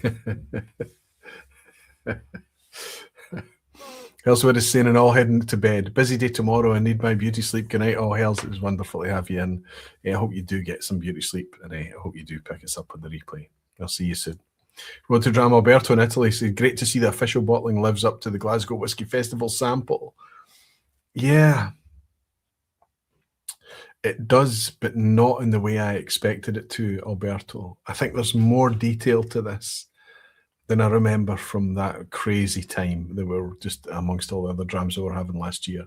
Stevie is saying, Aquaviti, that's why I bought two. Oh, and you being a smokophobe, this is an unpeated wireworks for you to get your teeth into, Steve, right?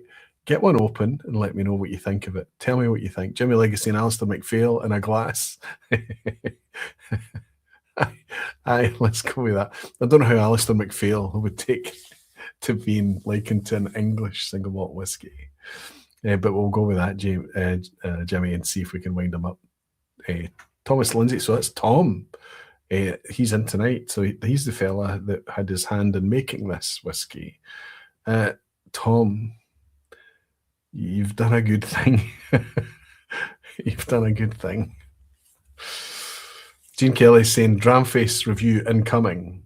I hope so. I hope one of the writers will pick this up and get their teeth into it and be on. I mean, they don't need to agree with me. Of course, that's the thing about whiskey. Gary Field is saying, Aquaviti, it's still available, Roy. Okay, so we can still pick this up. It was not cheap. I think, from memory, I think this was 79 quid, 80 quid. Is that right? I think it was 80 quid. I need to be corrected if that's not the case. It is pricey. But I'll go back to what I said at the start. We don't want cheap whiskey. We want fairly priced whiskey. When something is bottled in a limited amount of bottles, and it's priced at a higher price because that's all the bottles that will exist, that's contrived scarcity. When something is bottled in a limited amount of bottles because that's all that exists, or the stocks are so low that that's the biggest outturn that can be justified given the low stocks that exists, that's not contrived scarcity. That is genuinely something that is, by definition, scarce. Small outturns, the fact that you come from potentially a low yield barley, and I don't just mean a low yield barley because they couldn't hit 400 litres per tonne of barley or anything daft like that. Listen, I don't think a lot of new distilleries are focused on that, but it's not just about the distillation yield. in order to get a ton of barley, it can often take much more field acreage to produce that barley. So it's not just the distillation, it's the growth of that barley. The yield is much more inefficient too. The tons per acre yield is much, much lower, so the barley becomes more expensive. The grain is maybe of a different scale. It's got to be handled differently. It's more tricky. It's more costly to produce. There's 101 reasons that something like a heritage grain can be a bit more expensive. So how do we process that? How do we get around that? Well, you can see my reaction tonight, and what you do is you have it in the glass in front of you, and you forget about who made it, how it came to be, the process involved, that it's a heritage grain, all of these things. You hold it in the glass and you say, I spent £80 on this.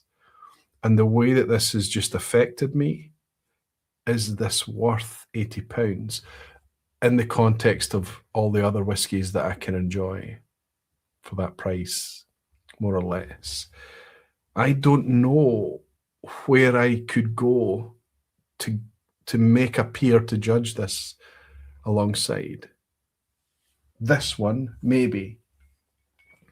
Ardnamurchan's Golden Promise. A beautiful, beautiful, beautiful whiskey. Really a beautiful whiskey. And I think in a lot of ways a spiritual kind of brethren to this, in the way it's been executed, the way it's been kind of not kind of cask heavy, very, very restrained, unpeated, that type of thing.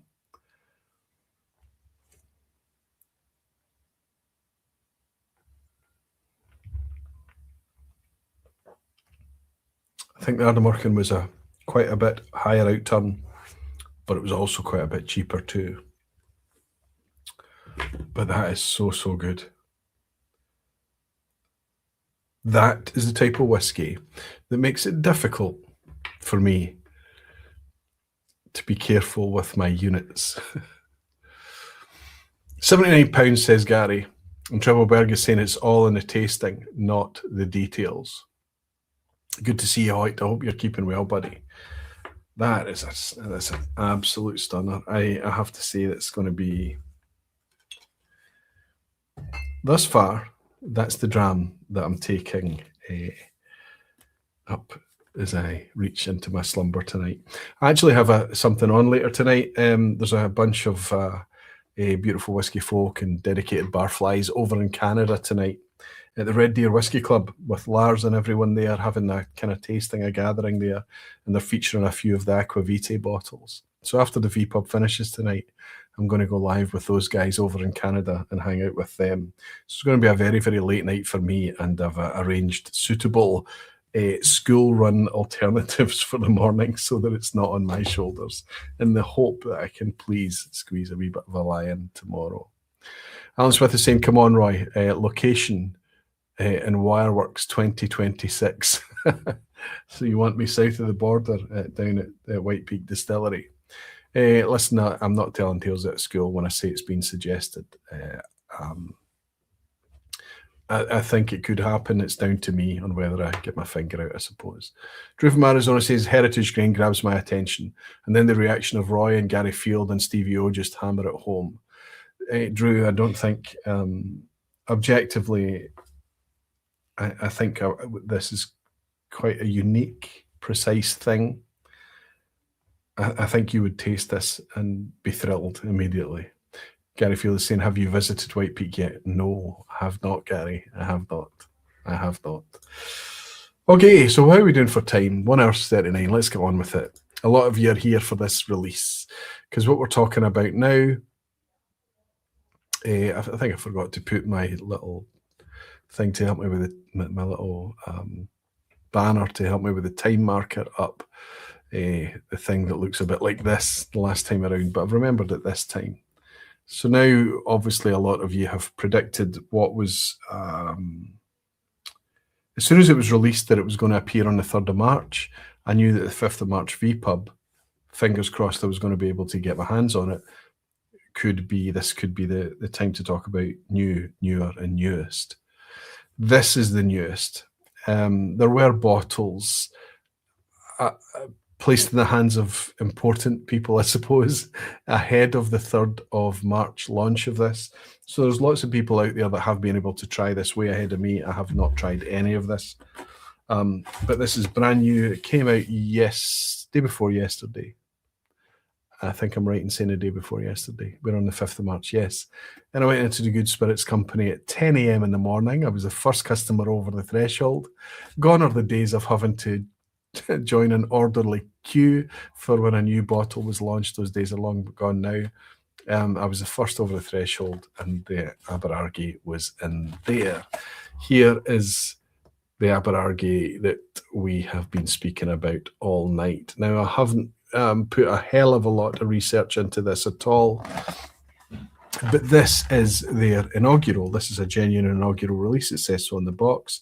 Aberargie is a refined single malt Scotch whisky distilled from farm-grown Golden Promise and Laureate barley, matured in first fill bourbon and sherry casks. So the barley there is a mix of what has to be considered, a 60, 70-year-old heritage grain with a much more modern grain. A mix of first fill bourbon and sherry. I believe that also to be very, very close to a 50-50 mix. Rich, fruity and aromatic, it offers assured depth and distinctive character. All of those things we can decide ourselves, right? 48.2%. Nice ABV. But here's the critical thing. They've got the message. Look at what it says there alongside the ABV. Non-chill filtered, natural colour. Look at how little real estate that takes up on the box. Now on the back, we've got some history on there about the way of producing whiskey, a combination of Golden Promise and Laureate barley. So they've got a wee bit of information on the box. It doesn't look like marketing fluff. It actually looks like factual stuff. All very, very good. Okay, we've got a box. It's not a tube with metal on the ends. It's a cardboard box that can be easily discarded, but let me tell you, that's exactly what I'm going to do with it, is discard it. It's going to be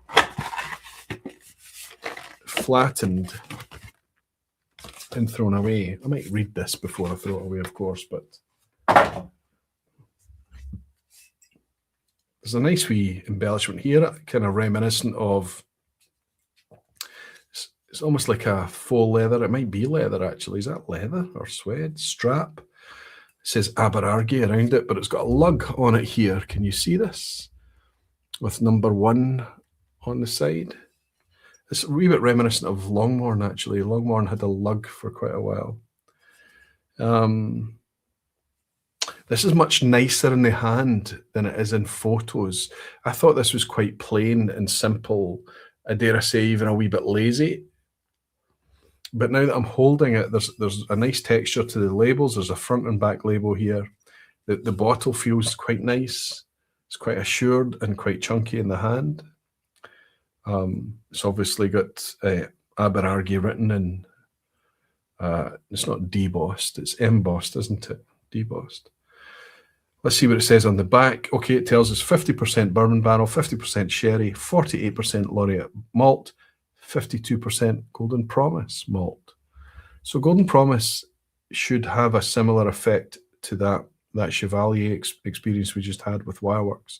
Should bring a lot of mouthfeel and texture and depth, layers to it, a bit of base to things. Aberargie is a refined single malt Scotch whisky distilled from our farm-grown Golden Promise and Laureate barleys, matured in first fill bourbon and sherry casks, a rich layered whisky with notes of, okay, we're not going to go into notes because we can decide that ourselves.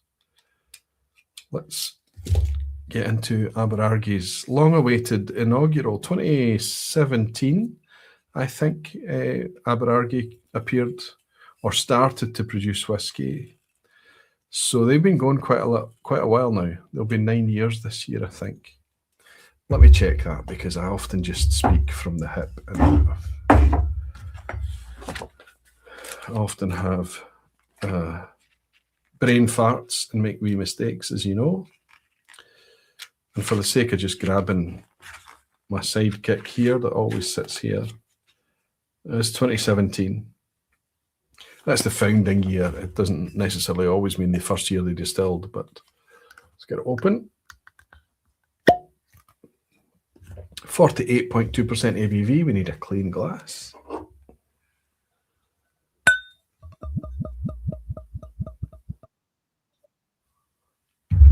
No idea what the notification is. Interrupting that lovely glug that we were getting there. It's a little bit darker than I imagined. It's got a lot to do with 50% bourbon, 50% sherry, right?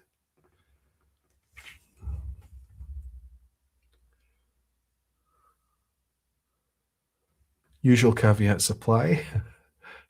Neck pour, freshly opened. Immediately patisserie. We're in a bakery. We've got cooked stewed apple. We've got a sprinkle of cinnamon. We've got nice pastry going on here. We've got a buttery pastry going on.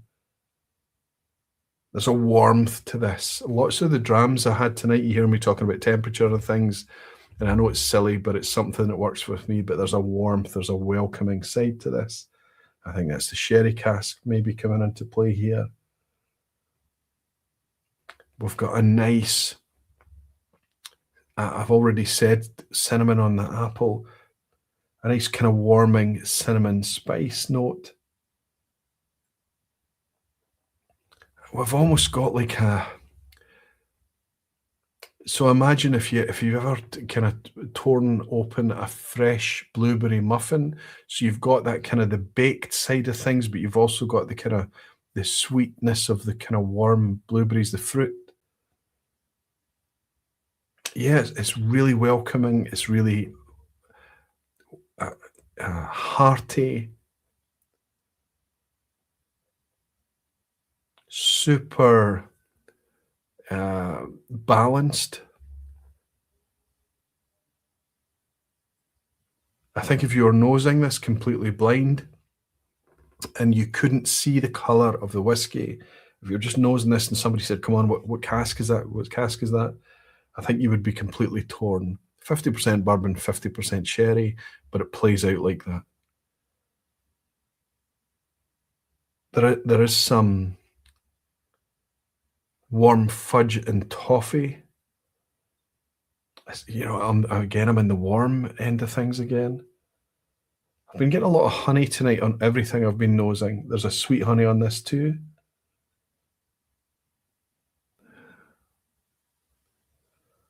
It's mouth-watering. I'm keen to try it. I want to just try and get as much out of the nose, despite the fact it's going to be quite tight and closed. Neck pours fresh, straight out the bottle.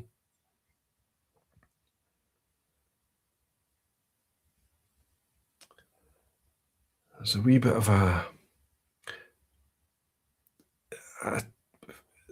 like a sandalwood, cedarwood, kind of aromatic wood, sanded wood, wood shop type thing. Again, these are all warm tones, warm notes. This is almost autumnal. If I was to put a color on this whiskey, it would be like amber, burnt orange, you know, that type of thing. Okay, let's have a wee sip. Cheers, everyone. Cheers to Aberargie's Inaugural.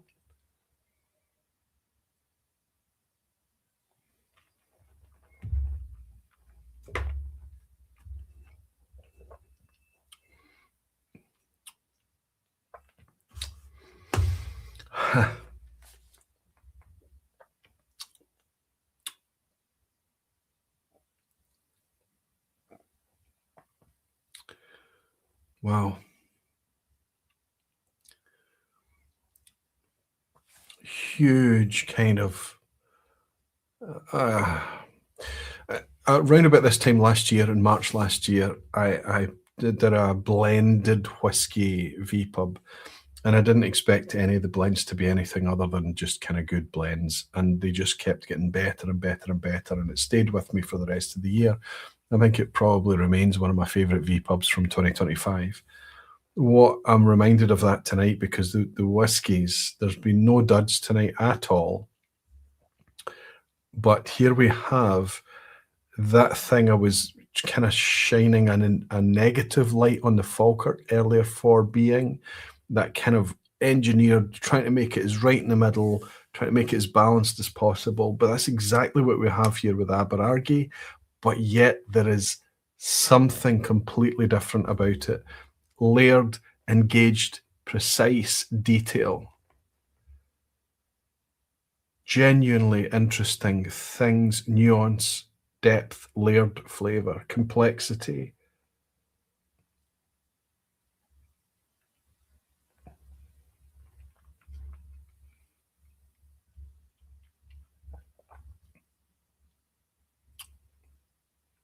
Oh, that's delicious. That's delicious. Huge, lovely, clear toffee thing on the finish. Toffee, apple toffee. Little bit of clove even on the, is that clove there? A wee bit of fennel clove, licorice type. You know the note I'm speaking about. Right at the end, right at the finish. Mojo sweets, those black mojo sweets. If you're as old as me, you'll know what I'm talking about.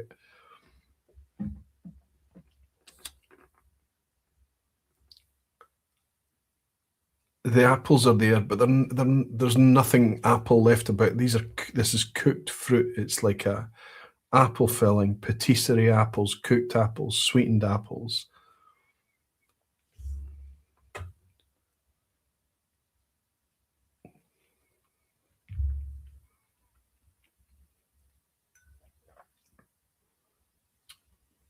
I don't care whether it's Aberargie or Aberargie. It's Aberargie, G for Jiff and GIF, and how about just GIF for good?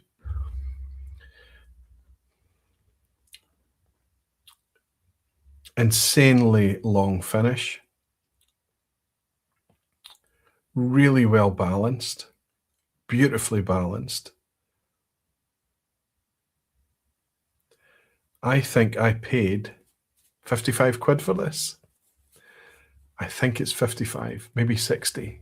Was it 60? Somebody remind me how much I paid for this. I should have bought two. I should have bought two. Has anyone else tried this yet? I'm thinking we need a game show, says Chris Everwind, where we drink a bunch of scotch and try to pronounce some of the more difficult Scots Gaelic names, aquavitae. I recently recorded a session with Phil at First Fill Whisky. I don't know if that was more recently in the last vPub. I don't know if I've plugged this already, but I know that in Phil's hands, he'll even be able to take nonsense footage from me and turn it into something that's worthwhile. I'm looking forward to that coming out. And it was kind of what Phil does perfectly, that perfect bridge between keeping the interesting whiskey content vibe alive while being able to produce content that can appeal to a broad spectrum of whiskey folk, whether you're just coming in the door or whether you're already enjoying it when you're inside.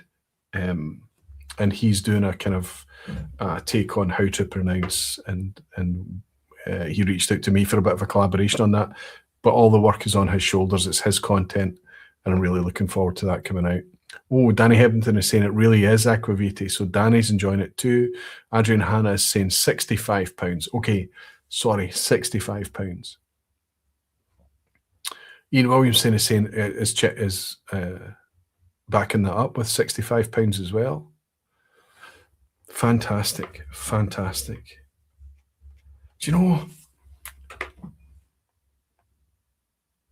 is it because we are getting good at picking good whiskies and the stuff that's going to be poor is obviously poor to us, or the word gets out quickly, or we're just better at kind of reading it? We can tell at 10, 20 paces now when something's going to be bang average or poor or expensive or overpriced. Is that what's happening? Is it the whiskies that I'm excited about and buying in order to share with you are automatically likely to be far, far, far better? Because I do remember a time in the past where I was cracking open whiskies in the vPub and going, oh dear, that's that's not appealing, that's poor, I'm struggling with this or whatever.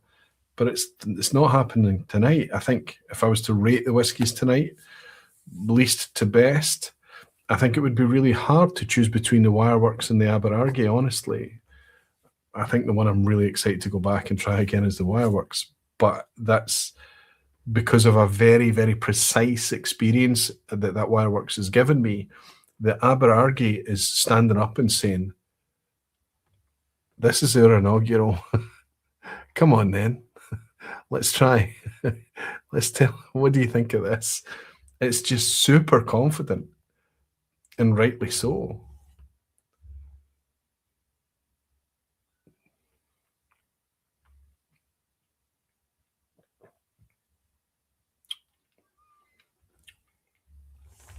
I've been distracted a bit by the flavors in it. I'm not talking about the texture. The texture is good too. Despite 48.2%, I think it's a great ABV, don't get me wrong, but it's still delivering a lot of mouthfeel.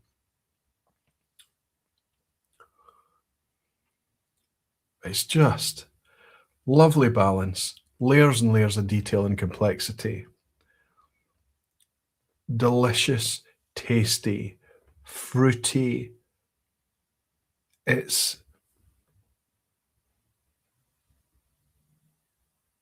keep staring at the bottle. I don't know if you're aware of just how much I've been looking at it as I've been and I think that the reason that I keep staring at it is because this bottle does not appeal in photos, and it won't necessarily appeal to people looking at it as I hold it up in front of you tonight. I think it's almost a wee bit kind of generic in its styling, but in the hand, as it's here with its kind of wee lug and its metal kind of stud here and the kind of leather or faux leather strap that's around the top, the weight of the bottle, the kind of confidence, the stance of it, I think it's much more kind of present. It's got a lot more presence when you're literally able to hold and look at it. And I think what comes across is that word I used earlier, that confidence. I mean, just really, really just a fantastically executed inaugural. This is contending in the top 5. Look at the vPub that I did 2 weeks ago. That's the top 5 I'm talking about. We talk about, I did a top 15 of the best inaugurals. This would be right up there. Right up there.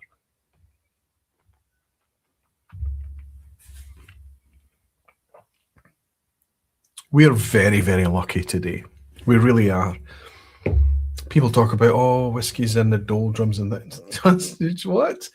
If your business is in selling a bunch of whiskey and you need to sell a lot of whiskey, you're probably going to be struggling right now. If you have made a lot of whiskey and you're trying to sell a lot of whiskey and you're heavily invested and you're wanting to take your money out, now's going to be the best time. Whiskey is a long-term thing. Everyone needs to be in it for the long game. And for the canny folk who are in it for the long game, they're going to be okay. For us, in the vPub, for the consumers, for the botherers, the geeks, the barflies, the aficionados, the whiskey folk, it's never been this good. It's not cheap. But there are lots of whiskies out there that are priced fairly. And the quality for this age, this choice, this variety, we've never had it so good. It's because single malt didn't exist. It didn't manifest the way that it does today. This is just an amazing time to be alive and the privilege of just being able to pick up and enjoy and share with all of you these whiskies is just tremendous. How's the distillery set up at Aberargie Aquaviti? Still size, shape, worm tubs, direct firing. No worm tubs as far as I'm aware. They don't direct fire. The still size and shape I don't have much intelligence on. It's kind of one of these distilleries that was a little bit not overly communicative. It was kind of keeping its cards close to its chest. I think there was always a strategy in place in order for it to wait a long time. But the legacy behind Aberargie, these are not new people that have come in. There's a kind of loose connection with Clydeside Distillery because of the Morrison connection, Morrison of Bowmore fame back in the day. It's all the same kind of family. Aberargie under the same company, the umbrella. You'd think of Mactala, Carnmore, brands like that. There's a huge whiskey dynasty behind that distillery. There's no naivety here at play. This is experienced whiskey people behind the brand. They've executed it in such a way that is in touch with what modern whiskey people actually want. Fairly priced, high quality, complex, detailed, delicious, tasty whiskey.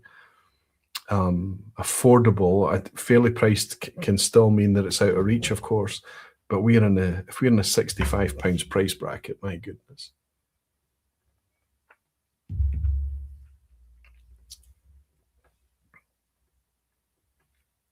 I hope I have some company join me over this weekend. There's a loose plan for some friends to come over tomorrow night, and I am super excited to share 3 or 4 of the whiskies that I've opened tonight with them tomorrow.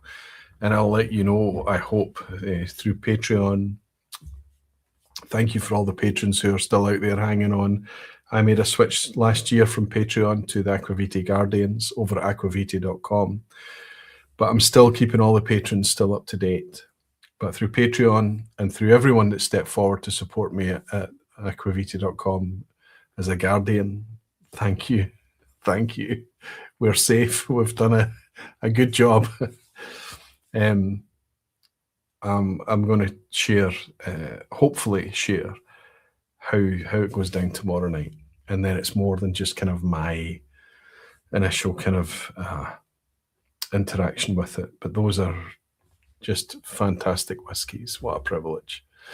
Ian Williamson is saying, I think it's actually a keyring as it pops open. Are you talking about that?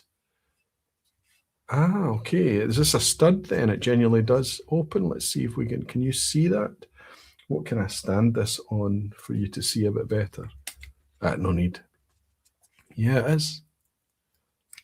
There is a practical use to this then, Ian. Well spotted.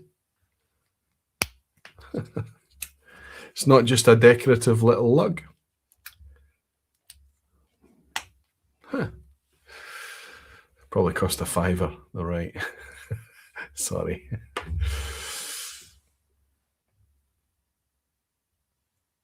Chris is saying it sounds like, and correct me if I'm wrong, is that for new whiskey producers have to be good on the first take. I don't think the current market conditions will allow mediocre.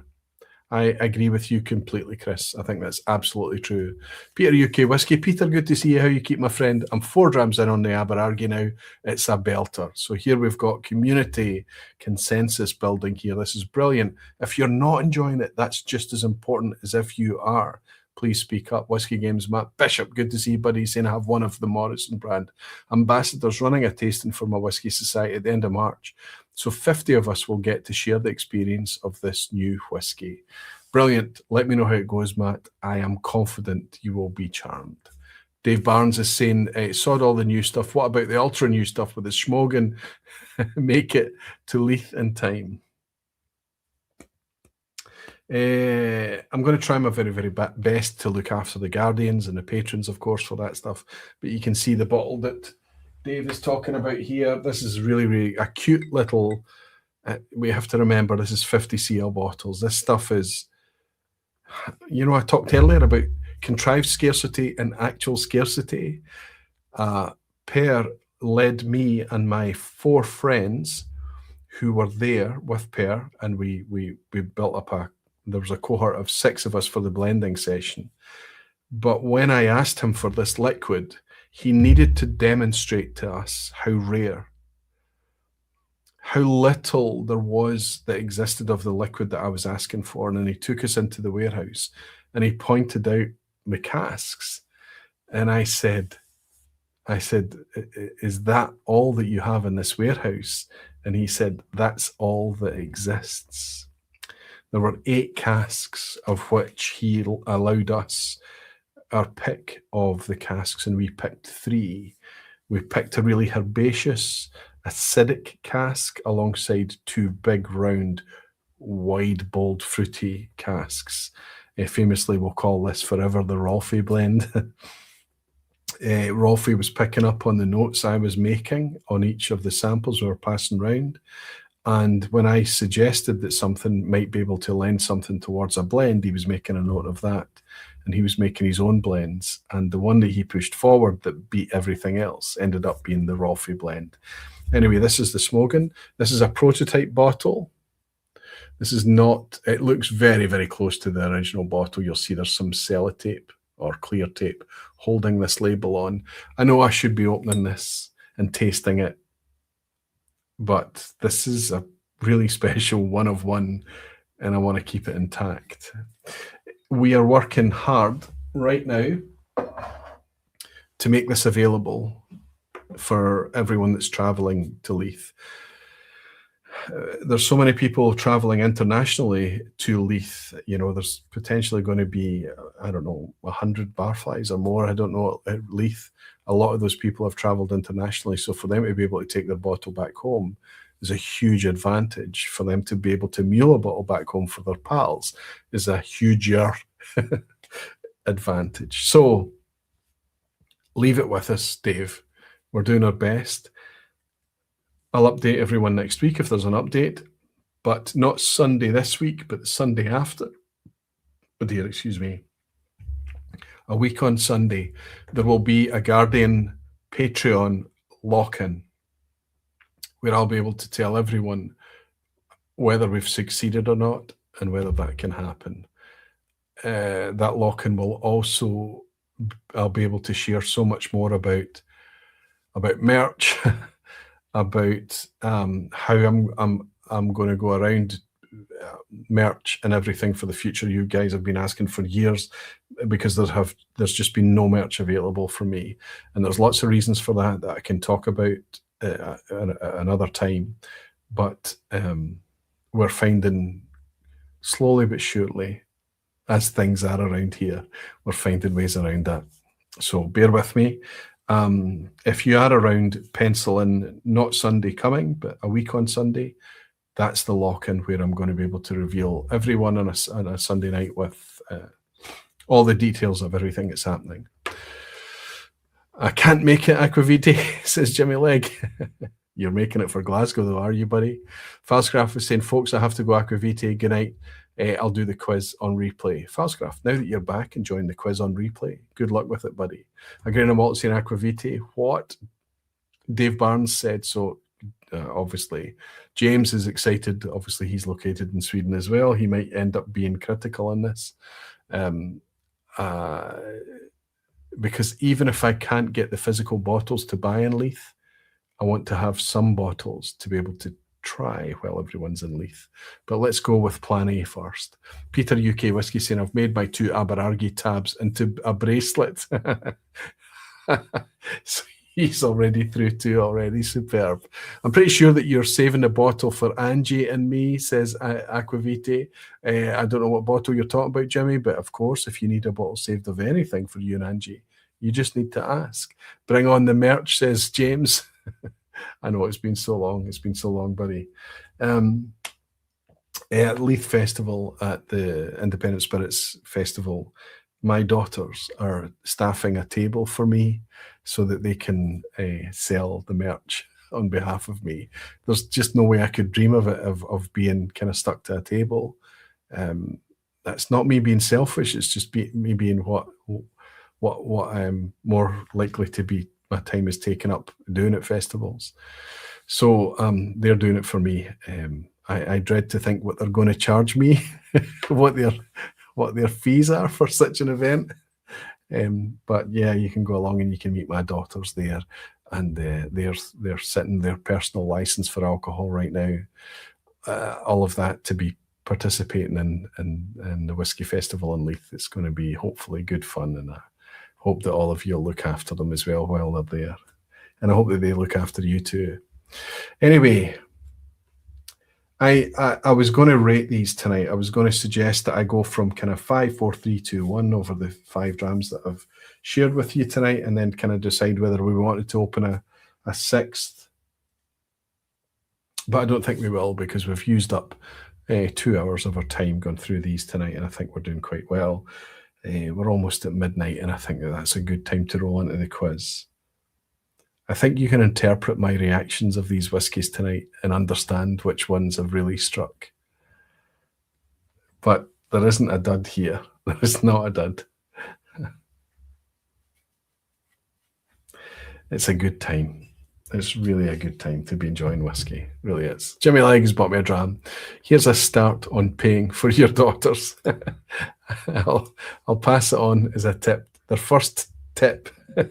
Their first gratuity, Jimmy. I'll pass it on to them, my friend. Thank you so much, Jimmy. Cheers to you, fella. I hope to see you in 2026. That would be a treat.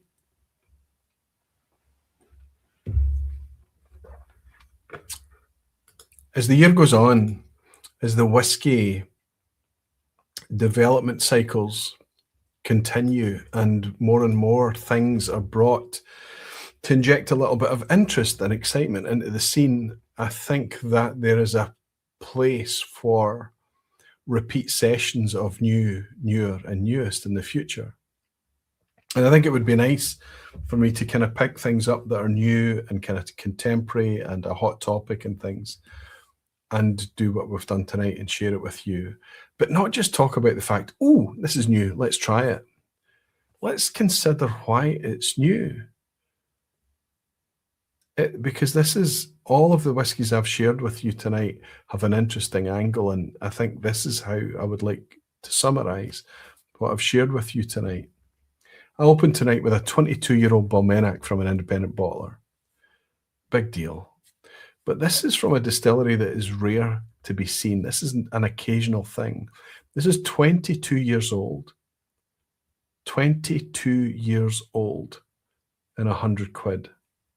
All it had to be was good, but it's more than that. Super sweet, peachy, big, round, beautiful stone fruit. That's a measure of where we are in whiskey in 2026. Then we moved on to a whiskey that, you know, I talked about the Mandela effect earlier. It's almost like, why has that never existed? And it's been launched at a very, very fair price. It's hopefully going to cause a bit of excitement. All it had to be was good. It is good. It's objectively good. And in fact, the Ardbeg cask strength is the closest to meeting perfect expectations in a good way.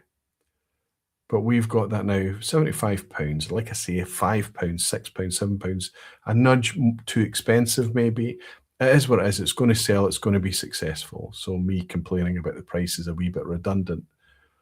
But it's kind of like, here's what you've been asking for. It makes sense to give it to you. We have the stock. We need to sell some whiskey. Here we go. You know, that whiskey is coming back to us thing.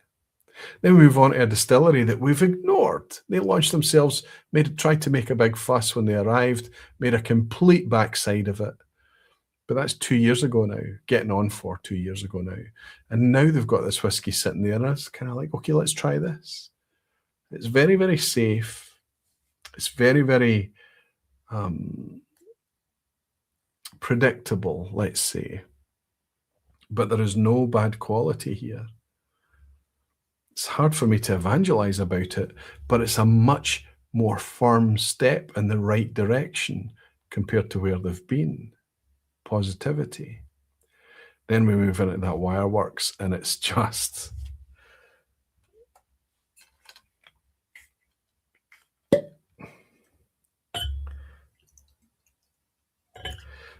I've only poured half a CL, maybe 1 CL. That's 1 CL. That's definitely 1 CL. I just want to reassure myself.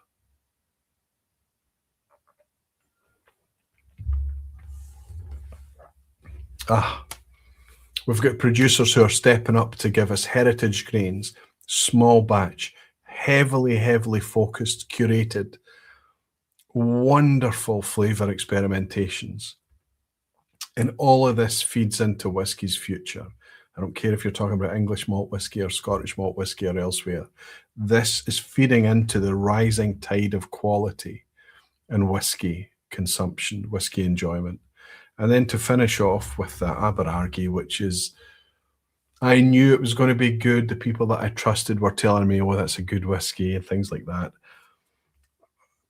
The fact that I've been able to taste it myself and it's exceeded that expectation is just, these are the days that we are living in 2026. Whiskey's golden era. People seem to be defining whiskey's golden era by how much fervor there was to buy whiskey. And that was a false era. That was buying for the sake of having, rather than having for the sake of enjoying. It's a huge, huge difference.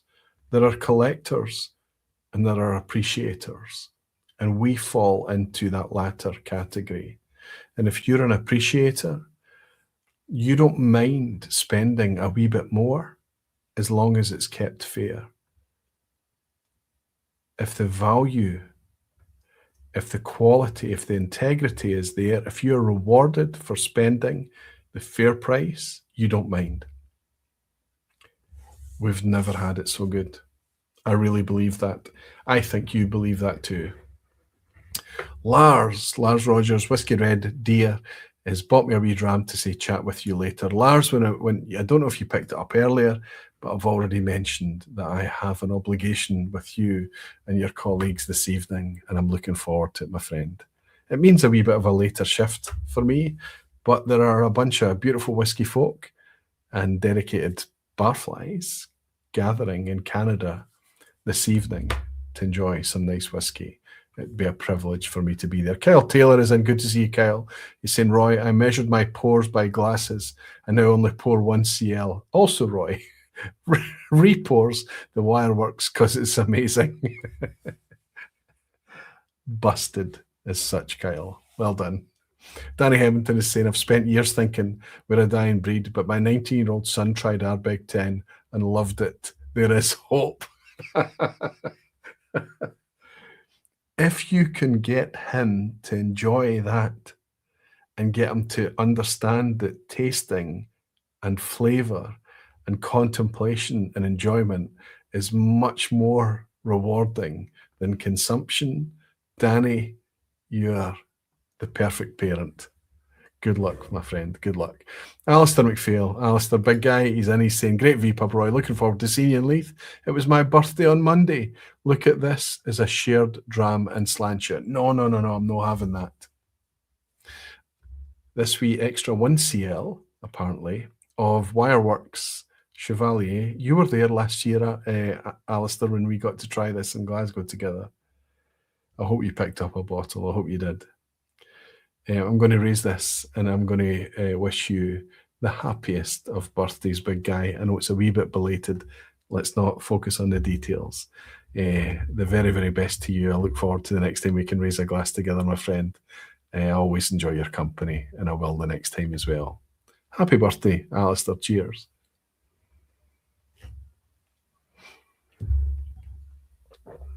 Terrific. I've really enjoyed hanging out with you all tonight. I really have, but I've really, really, really enjoyed the whiskies. Really. Wow. A drama as well from Andrew Dorr saying, breeding more barflies, lol. Cheers, Andrew. Absolutely. I think it's, it's tongue-in-cheek. There's a bit of a joke there, but I think it's incumbent upon all of us to, you not just evangelize about, wow, whiskey, how great it is and things like that, but also the concept of understanding what made us fall in love with whiskey was not just drinking it. It was flavor. It was, this visceral connection with mortality, with being alive, with our sensory capabilities, about the spectrum of flavors that were available to us, but we weren't aware of or conscious of or or nobody kind of opened the door a little bit or switched on the light to let us see that could be a thing. So for Danny to be able to bring his 19-year-old son into it and show him, maybe one day I'll have the same privilege. But I think you have to wait until they show some curiosity. Otherwise, it's not evangelism, it's bullying. Anyway, let's. I need to bring in the quiz. I haven't done that tonight, but I can do it very, very quickly as I'm chatting to you. I did prepare a quiz a wee bit earlier. I know the quizzes have been tricky. I know that you have not complained about it too much. Usually when I misjudge the difficulty of the quiz, there are loud complaints, but you seem to be quite happy about it. Listen, I want to thank everyone for joining me tonight for whatever I talk about. It always is the stuff that just kind of pleases me, and you seem quite happy to just turn up and kind of hang out and things, and long may that continue. That would be amazing. Next week's vPub, the week after, all of it is going to be based on my mood, what I think's appropriate, what I think is worthy about talking at that time. And I can talk about that and talk about it and talk about that. And the more I do that, the more I realize that you don't mind. You're happy just to turn up and enjoy. If you're picking it up on the replay, thank you for indulging me. It really means a lot. I hope that somehow, despite that philosophy I've just shared with you, some evergreen content comes out of it. Also want to mention, at the end of March, I should have mentioned this much earlier, and I'm going to plug it in the weeks coming as well, and I'll plug it through the social channels and things. The Scotch for Dummies are coming to Glasgow. And on the 26th of March, which is a Thursday night, we're going to gather in the Bon Accord in Glasgow. And it's going to be not a ticketed thing, an informal open gathering. If you can make it to Glasgow on the 26th of March, there'll be some free whiskey from me, some free whiskey from my peers at the Scotch for Dummies channel. They've been around for about 11 years. There's 4 guys that have somehow managed to stick together over those 4 years. It's Mark, Andrew, Sean, and Drew. We're going to gather in the Bon Accord and welcome anybody who wants to turn up and anyone that wants to share a dram. And I look forward to that. The fact that it's a Thursday means that on the 26th of March this month, there will not be a vPub. I think it's unfortunate that it's a Thursday night. I really, really loathe to give up a Thursday night for giving up the vPub. But given their schedule, their itinerary, we're always going to do something when they come over. That's the only night where the Bon Accord can fit us in, where they have an available night, where everything aligns. The only thing that's in the way is the vPub. I hope you don't mind. I'll make it up to you in some other way that on the 26th of March, I'm going to have to shift the vPub. There won't be a vPub on the 26th. That's still 3 weeks away. There's vPubs between here and then. But that's going to be a really, really nice thing to do, an in real life kind of manifestation of our online digital community. And the fact that the boys are coming over, I'm really excited about it. Jimmy is saying my complaining bone is broken. Graham Fraser is saying picked up a bottle of the superb Wireworks Chevallier from Tom at Fife on Saturday. Wow, I am blown away by it as well, Graham. I think it's amazing. vPub from the Bon, Peathead. Well, I tell you what I might be able to do is we might be able to kind of put a phone in the air and just kind of scan around and everybody kind of say hello or give a wee wave or something like that and just do a live or something, but it won't be an interactive thing. It'll just be a kind of check-in. Andy else is saying, are they in the wee tune at all on their visit? I think, Andy, they have a plan to go there. If you let me know near the time, if you're able to kind of give them a handshake or whatever, that might be quite nice. Bummer on the vPub on the 26th of March. My birthday's the 25th of March. Jean, don't worry. We'll find a way to make it up to you, my friend. We don't allow bummers. We don't allow bummers here. Billy Abbott, Cowfish, is saying, Cowfish. Billy's in. He's saying, Aquaviti by complete coincidence. I'm in Glasgow on the 26th. I'll see you at the Bon. Billy, if you're at the Bon on the 26th, I'll make it my business to pour you something acceptable. I look forward to seeing you there. That would be great. Daisy Vleeland's in as well. Daisy, it's always brilliant to have you. Good to see you. And everyone is saying, yeah, teach the S4D guys that Highland Toast, record it and send it out. Good idea, Chris. And Jesper Bach is saying, Aquavite, I'll be there. Jesper, it would be amazing if you were there. Much more details to follow, but it's Bon Accord. And it's going to be one of the last nights that we can hang out at the Bon Accord for reasons that will become clear. It's not going to exist as we know it from May this year. So it's going to be nice to kind of kick the backside out of the Bon before we move on to pastures new. It'd be wonderful to have you there, Jesper, on the 26th of March. Okay, thank you for hanging out with me tonight. If you enjoyed yourself and we're going to roll into the quiz and the quiz isn't for you, fantastic. I'll see you next week, I hope. If you feel like hanging out with us for the quiz, it's multiple choice. You know, just do the best you can, lean on the crowd, enjoy. It's just meant to be a wee bit of fun. Okay, let's see if this is ready to go. It looks like we are live and ready to go. Like I say, it is multiple choice. Watch out for the banana skins. Certainly watch out for the asshattery. Deliberately awkward questions. Still over 200 of you in. I'm very, very grateful. Thank you for the support and thank you for hanging out with me tonight all. Question 1. I would put this at a mediocre to difficult setting for this evening, but I know you'll prove me wrong and do very, very well. Question 1. Which of the following are legitimate names for Talisker special releases from Diageo? So we're looking at official releases, part of the Diageo special releases. I need you to pick out which of the following are legitimate names for Talisker.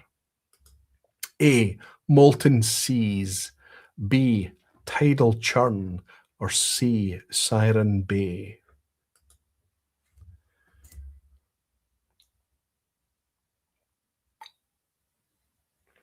Jimmy Legg, that's quite poignant, Jimmy, what you say there, and I think it's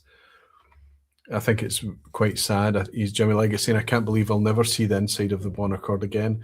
Well, I don't think the Bon Accord is going to close. There's going to be some kind of new stewardship or ownership in, but it's not going to have the McDonagh heart. It's not going to have that whiskey core, the whiskey community, safe harbor vibe.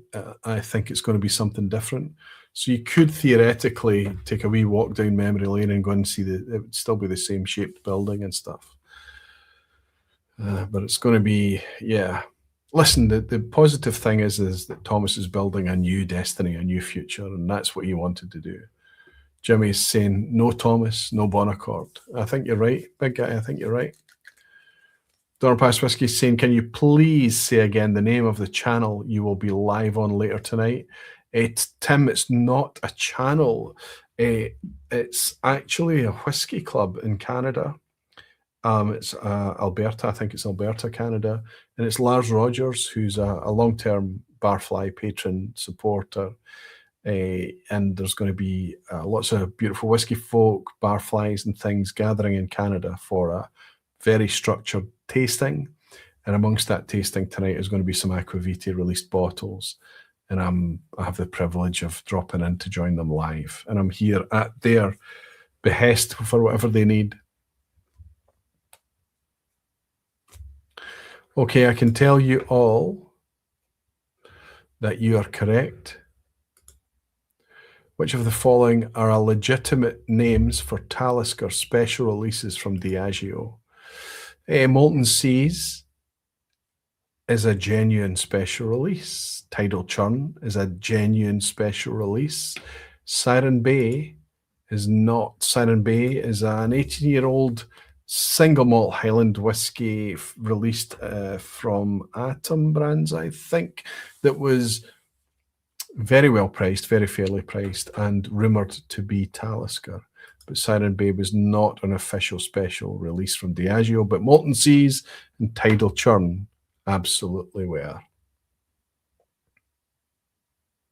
Question 2. Which of these distilleries currently has a visitor centre? Which of these distilleries has a visitor centre? Easy, right? A. Altmore, owned by Dewars, B, Balmenach, owned by Thai Beverage Inverhouse.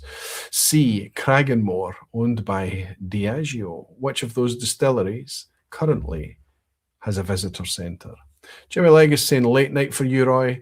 Alberta is 8 hours, I think, behind you. I know, buddy, it will be a wee bit of a late night for me. I've had to arrange alternative taxiing school run plans for tomorrow, which is fine.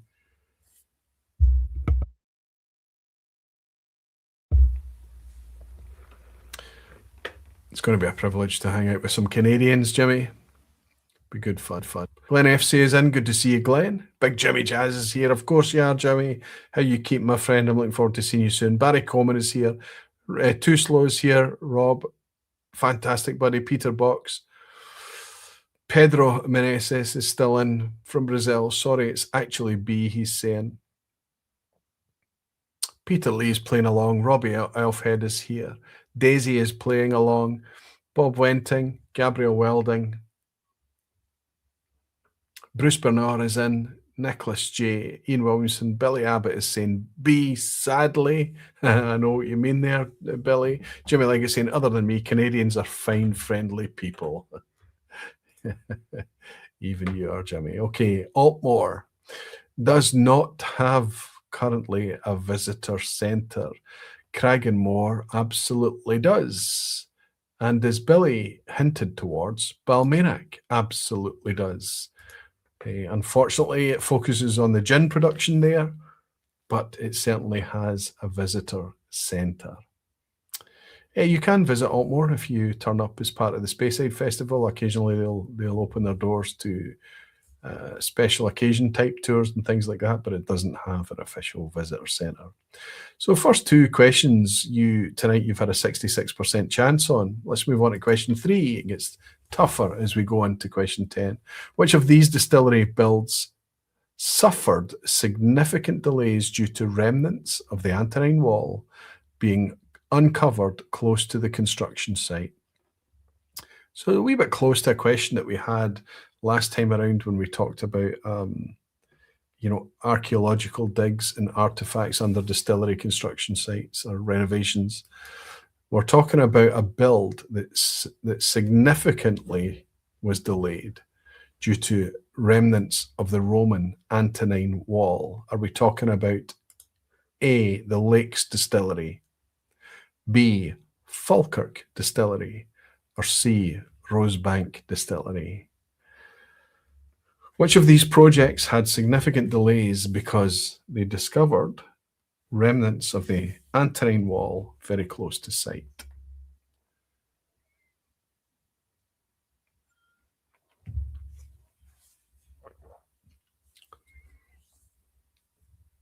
Graham Fraser is in, playing along. Good to see you, Graham. Lassie, your Otsman is here too. Lassie, so good to see you, buddy. Danny Hebbington is going for B. Nicholas J is also going for B. John's playing along. Ginger Genius with a B. Hoyt is going for a B. Roy Ovimere, where's Roy? He's going for a B as well. Andrew Dorr is going for B, following the crowd. Kyle Taylor is saying, think Antonine, pinch points on the old map.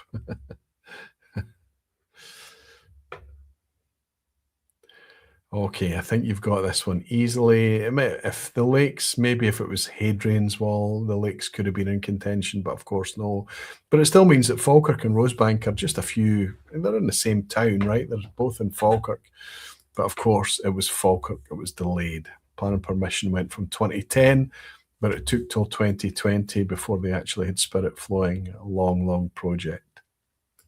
Question 4, which of these distilleries, based on founding year, is 10 years old in 2026? Now, this has nothing to do with having 10-year-old spirit or releasing a 10-year-old whiskey or anything like that.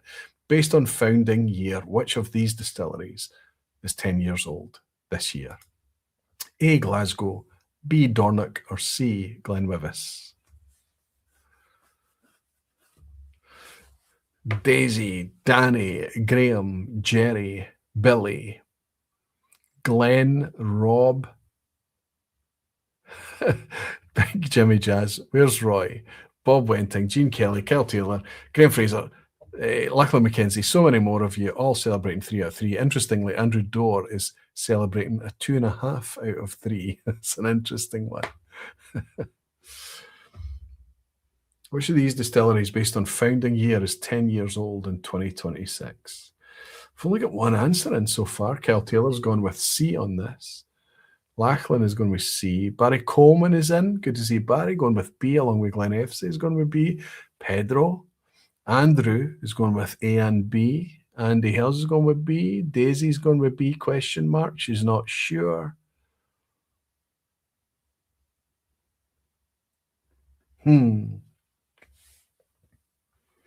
So the C's are swinging to B's right now, suggesting Dornoch.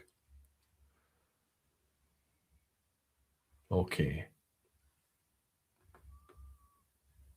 Jimmy Legacy in B, and where is Whiskey with Molly?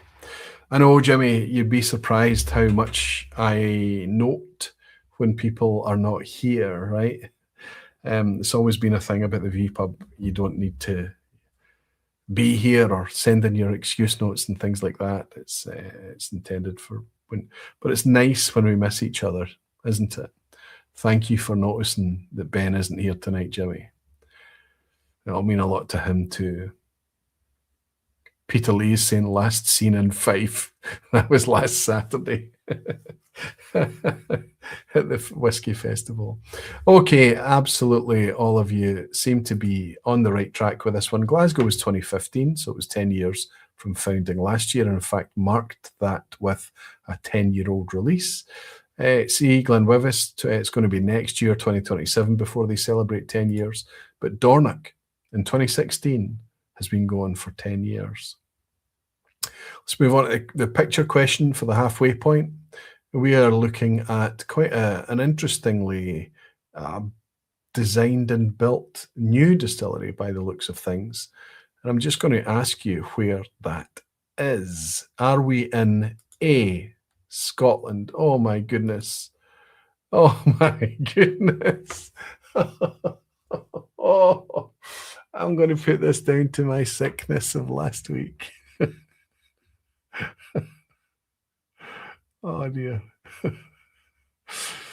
So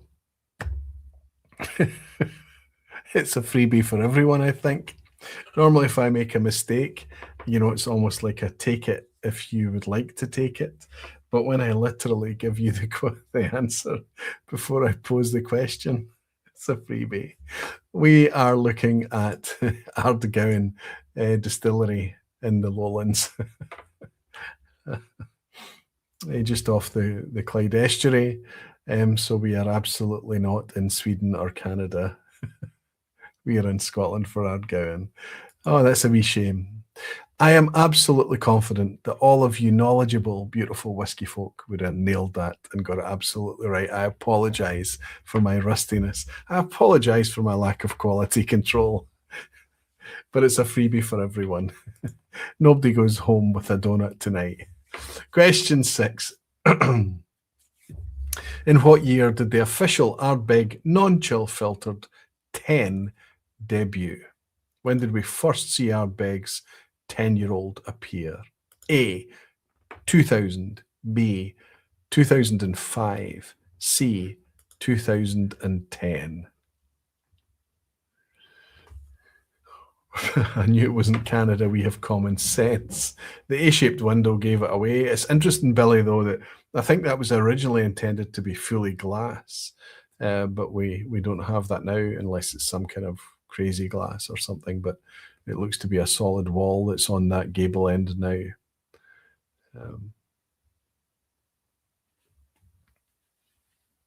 Graham Fraser celebrating a pass mark already on a 5 out of 5, alongside so many others. We've got Pedro, Daisy, Ian Williamson, Jesper, Gene Kelly, Ginger Genius, Andy Hells. Am I making it too easy? Dave VP is in. Good to see you, Dave. Jerry Miller on a 5. Two Slow Robs on a 5. Glenn FC 5. Graham Young, Danny Hebbington, Bob Wenting, Lassie, Peterhead, Jimmy Legg, Bruce Bernard, Billy's on a 5 as well. And so many of you, it jumps down to the bottom as the answers are piling in for this one. This is splitting the crowd a little bit. A lot of you are thinking that it's 2000. Well, some of you consider the Ardbeg 10 to be 2005. Whereas Jimmy Legg is saying, I'm going to say C, 2010. Daisy is switching to B. Danny Hebbington is going for B. And Ian Bruce is going for B. Billy Abbott is going for B. Don't forget the thumbs up for Roy, says Jean Kelly. Thank you very, very much. Everyone forgets to hit the like button. I don't really sweat about it too much, but it's nice when it happens. Thank you, Jean, for thinking of it. I often forget to hit the like button myself. Unbelievably, incredibly, the Ardbeg 10 non-chill filtered is 26 years old this year. It's been around a long time. It was one of the first official bottles of whiskey to ever be released with big, bold, unchill filtered letters right across the front label. Depending on who you speak to, Mark Rainey had a lot to do with that. Question 7. Capardonic, famously known as Glengrant 2, was closed in 2002 and finally demolished in 2010. But what happened to the mash tun and 2 stills? Any chance you're mistaken, says Jimmy Legg. He's talking about Ardbeg, hoping he's not missed a point. What happened to the mash tun and 2 stills from Capardonic? A, they're in use in a European distillery. B, they're in use in a lowland Scottish distillery. Or C, they're in use in an Irish distillery. Capardonic. What happened to the mash tun and 2 stills?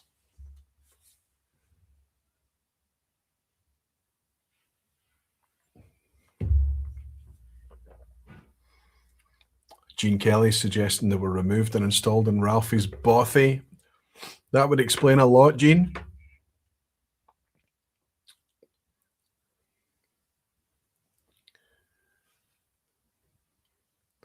So many people going for B. Lachlan going for A. Rolfie spotting, oh no, a banana. Yeah, it's getting trickier now. Watch out for the banana skins. Trevor Hedge, good to see you, Trevor. Nice to have you in playing along. You're going for C tonight, suggesting it's using an Irish distillery along with Gabriel. Is agreeing with you. Bob Wenting is saying 2 in Belgium, but not the ton. Nicholas is going for A, also suggesting a European distillery, but most, Bruce, Jean Kelly, Pete Head, where's Roy, Mike Molasses, good to see you, Mike, Danny Hebbington, Peter Box, Ginger Genius, John, Trippleberg, Hoyt, Graham Young. Graham, so nice to have you in, buddy, as always. All suggesting B in a lone distillery, and I can tell you, if you've gone for B, you're correct. European distillery, the Owl Distillery in Belgium, have 2 stills from Capardonic.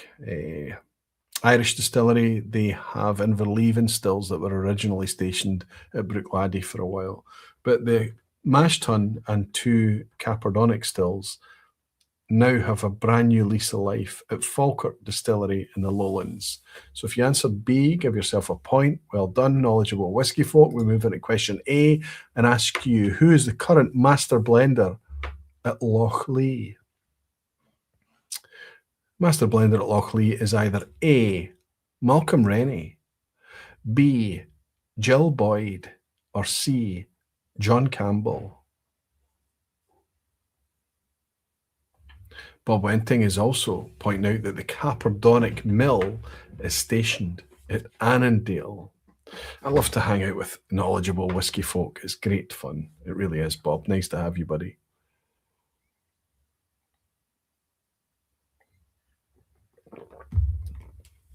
Question 8. Master blender at Lochlee. Straightforward question. Are we talking about Malcolm Rennie, Jill Boyd, or John Campbell? Graham Young suggests Blee. Ian Williamson is admitting he's gone with the crowd. Well, Peter Lee is saying Lochlee. Lochlee, I see what you did there, Peter. Rolfie's saying I was there in 2025, I should know. I can tell you that Malcolm Rennie was originally a project manager, distillery manager, site manager, construction process, everything. He was involved. Eventually he moved on. John Campbell came in, spent a couple of years there before moving off to, what's the Californian distillery that he's in now? I don't even remember the name of it. Which means that by process elimination, of course, it's ex-Compass Box, Jill Boyd. I think also William Grants. I think I read that today. Willie Grants. Jill Boyd is the master blender for Lochlee. Some fantastic stuff coming out of Lochlee as well. Question 9. Which of these is a genuine operational distillery in India? I'm going to give you 3 distillery names. Only one of them is legitimate. You might notice a pattern. A. McDowell's Distillery. B. Royal Stag Distillery. C. Imperial Blue Distillery. Good night, Andrew Dorr. Thanks for joining us tonight.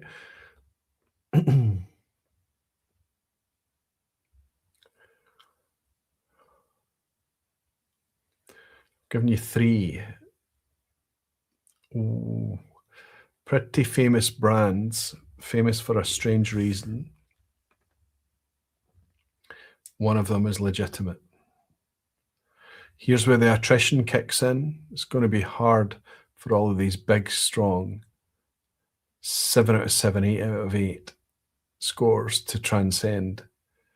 Transition into strong 9 out of 9 and 10 out of 10s.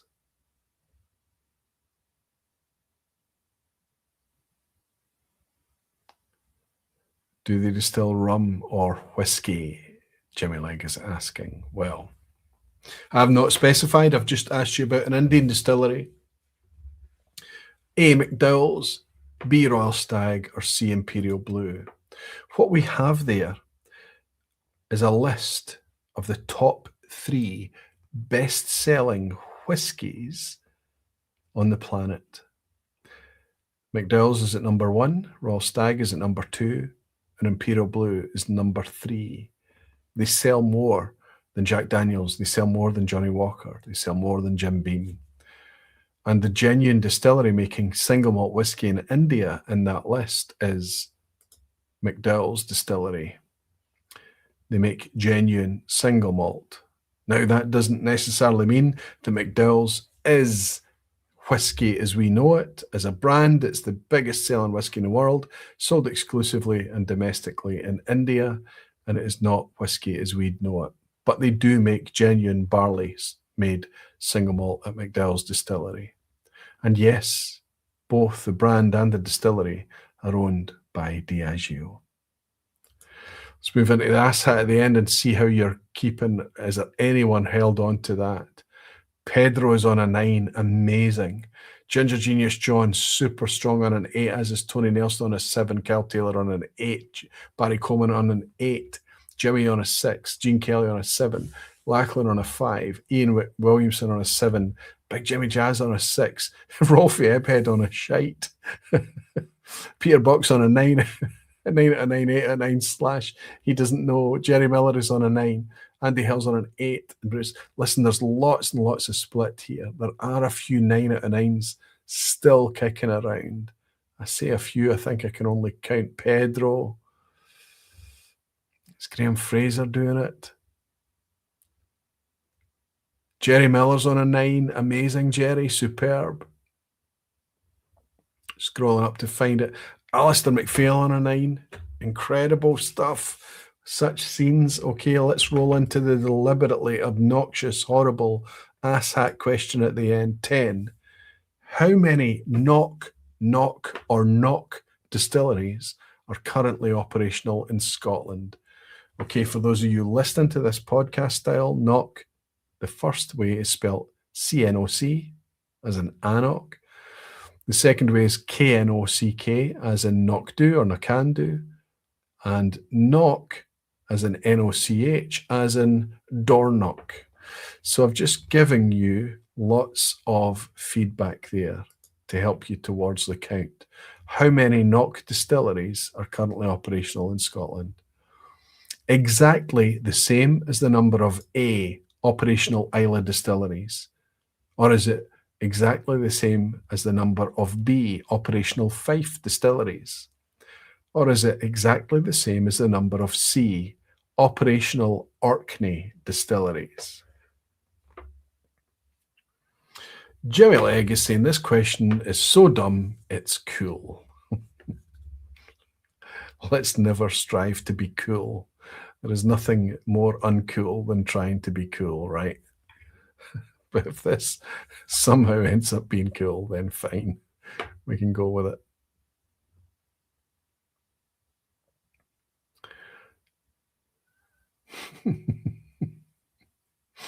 Rolfie is already on his best score, 7 out of 9.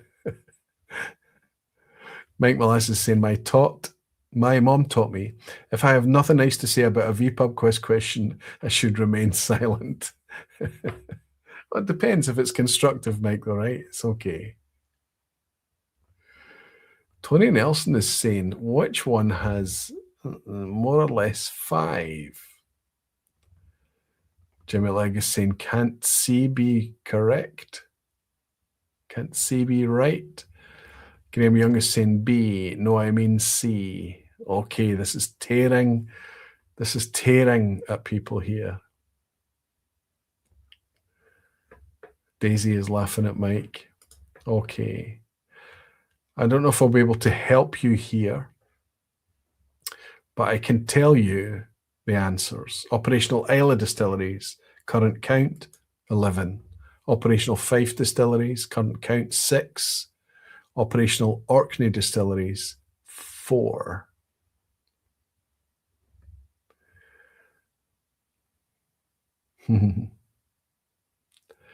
This question is born out of the inaugural vPub, the inaugural Whiskies vPub that I did last week. I got some feedback on it, and it's quite correct. One of the distilleries that I had missed out was not only a Knock distillery, but it was also a Fife distillery. So to answer this, we have Dornoch, Bladnoch, Knockandoo, Knockdoo, Mannockmore, and Knock Hill in Fife. So the number is 6. If you answered B, that is the correct answer for the asshat tonight. Did anyone manage a 10 out of 10? Andy Hells is happy, rightly so, on a 9 out of 10. Peter Box on an 8. Billy Abbott is like, woo. Big Jimmy Jazz is 7 out of 10. Gene Kelly on an 8. 8 for Billy Abbott as well. Lachlan is on a 6 out of 10. Nicholas J on a 7. Too Slow Rob on an 8. 7 for Jimmy. Any 10s tonight? Tony Nelson, 8. Daisy is on a 7. Barry Coleman, 8. 9 out of 10, I'll take it, says Mike. 8 out of 10 for Gabriel. Graham Fraser on a 9. Oh my goodness, I wonder what tripped up Graham tonight. I wonder what it was. Ginger Genius John on a 9. Jerry Miller is celebrating a 10. We've got a 10. Jerry, congratulations to you, buddy. No bad, says Dave P. Sugar Kitty is Jeff. I didn't even spot of the first time I've messaged you or noticed you tonight, buddy. You're celebrating a 10, Sugar Kitty, in the background quietly. Superb. I've got 2 10s. Pedro is it making up a trifecta of 10s. Finally, Pedro is celebrating a 10. Danny Hebbington. Danny, I missed you. It just jumped there. What has happened? 7 out of 10. He's saying, well done, any 10s. Congratulations. Jerry Miller, congratulations to the 10, says Ian Bruce. Good to have you, Ian, as always. Amazing. Alistair McPhail racing round the room. He's only just came back to his keyboard to tell us he's made a 10. Andy Hells is saying Fab vPub this evening, resisting the pull of all these new releases. Andy, if there's anything that you need to pick, let's have a wee quiet chat offline. I'll tell you the one that you need to buy tonight. Sugar Kitty saying I had to scroll back to the stream to go through the quiz after being away a bit. Jeff, So good to have you participating, whether you have to scroll back or otherwise. Terrific, terrific fun. Thank you all for hanging out with me tonight. I need to go and have a wee snack or a wee drink of coffee or something like that, a wee bit of caffeine to keep me going until the early hours as I head over to Canada now and participate in whatever's happening over at the Red Deer Whisky Club tonight. I'm looking forward to it.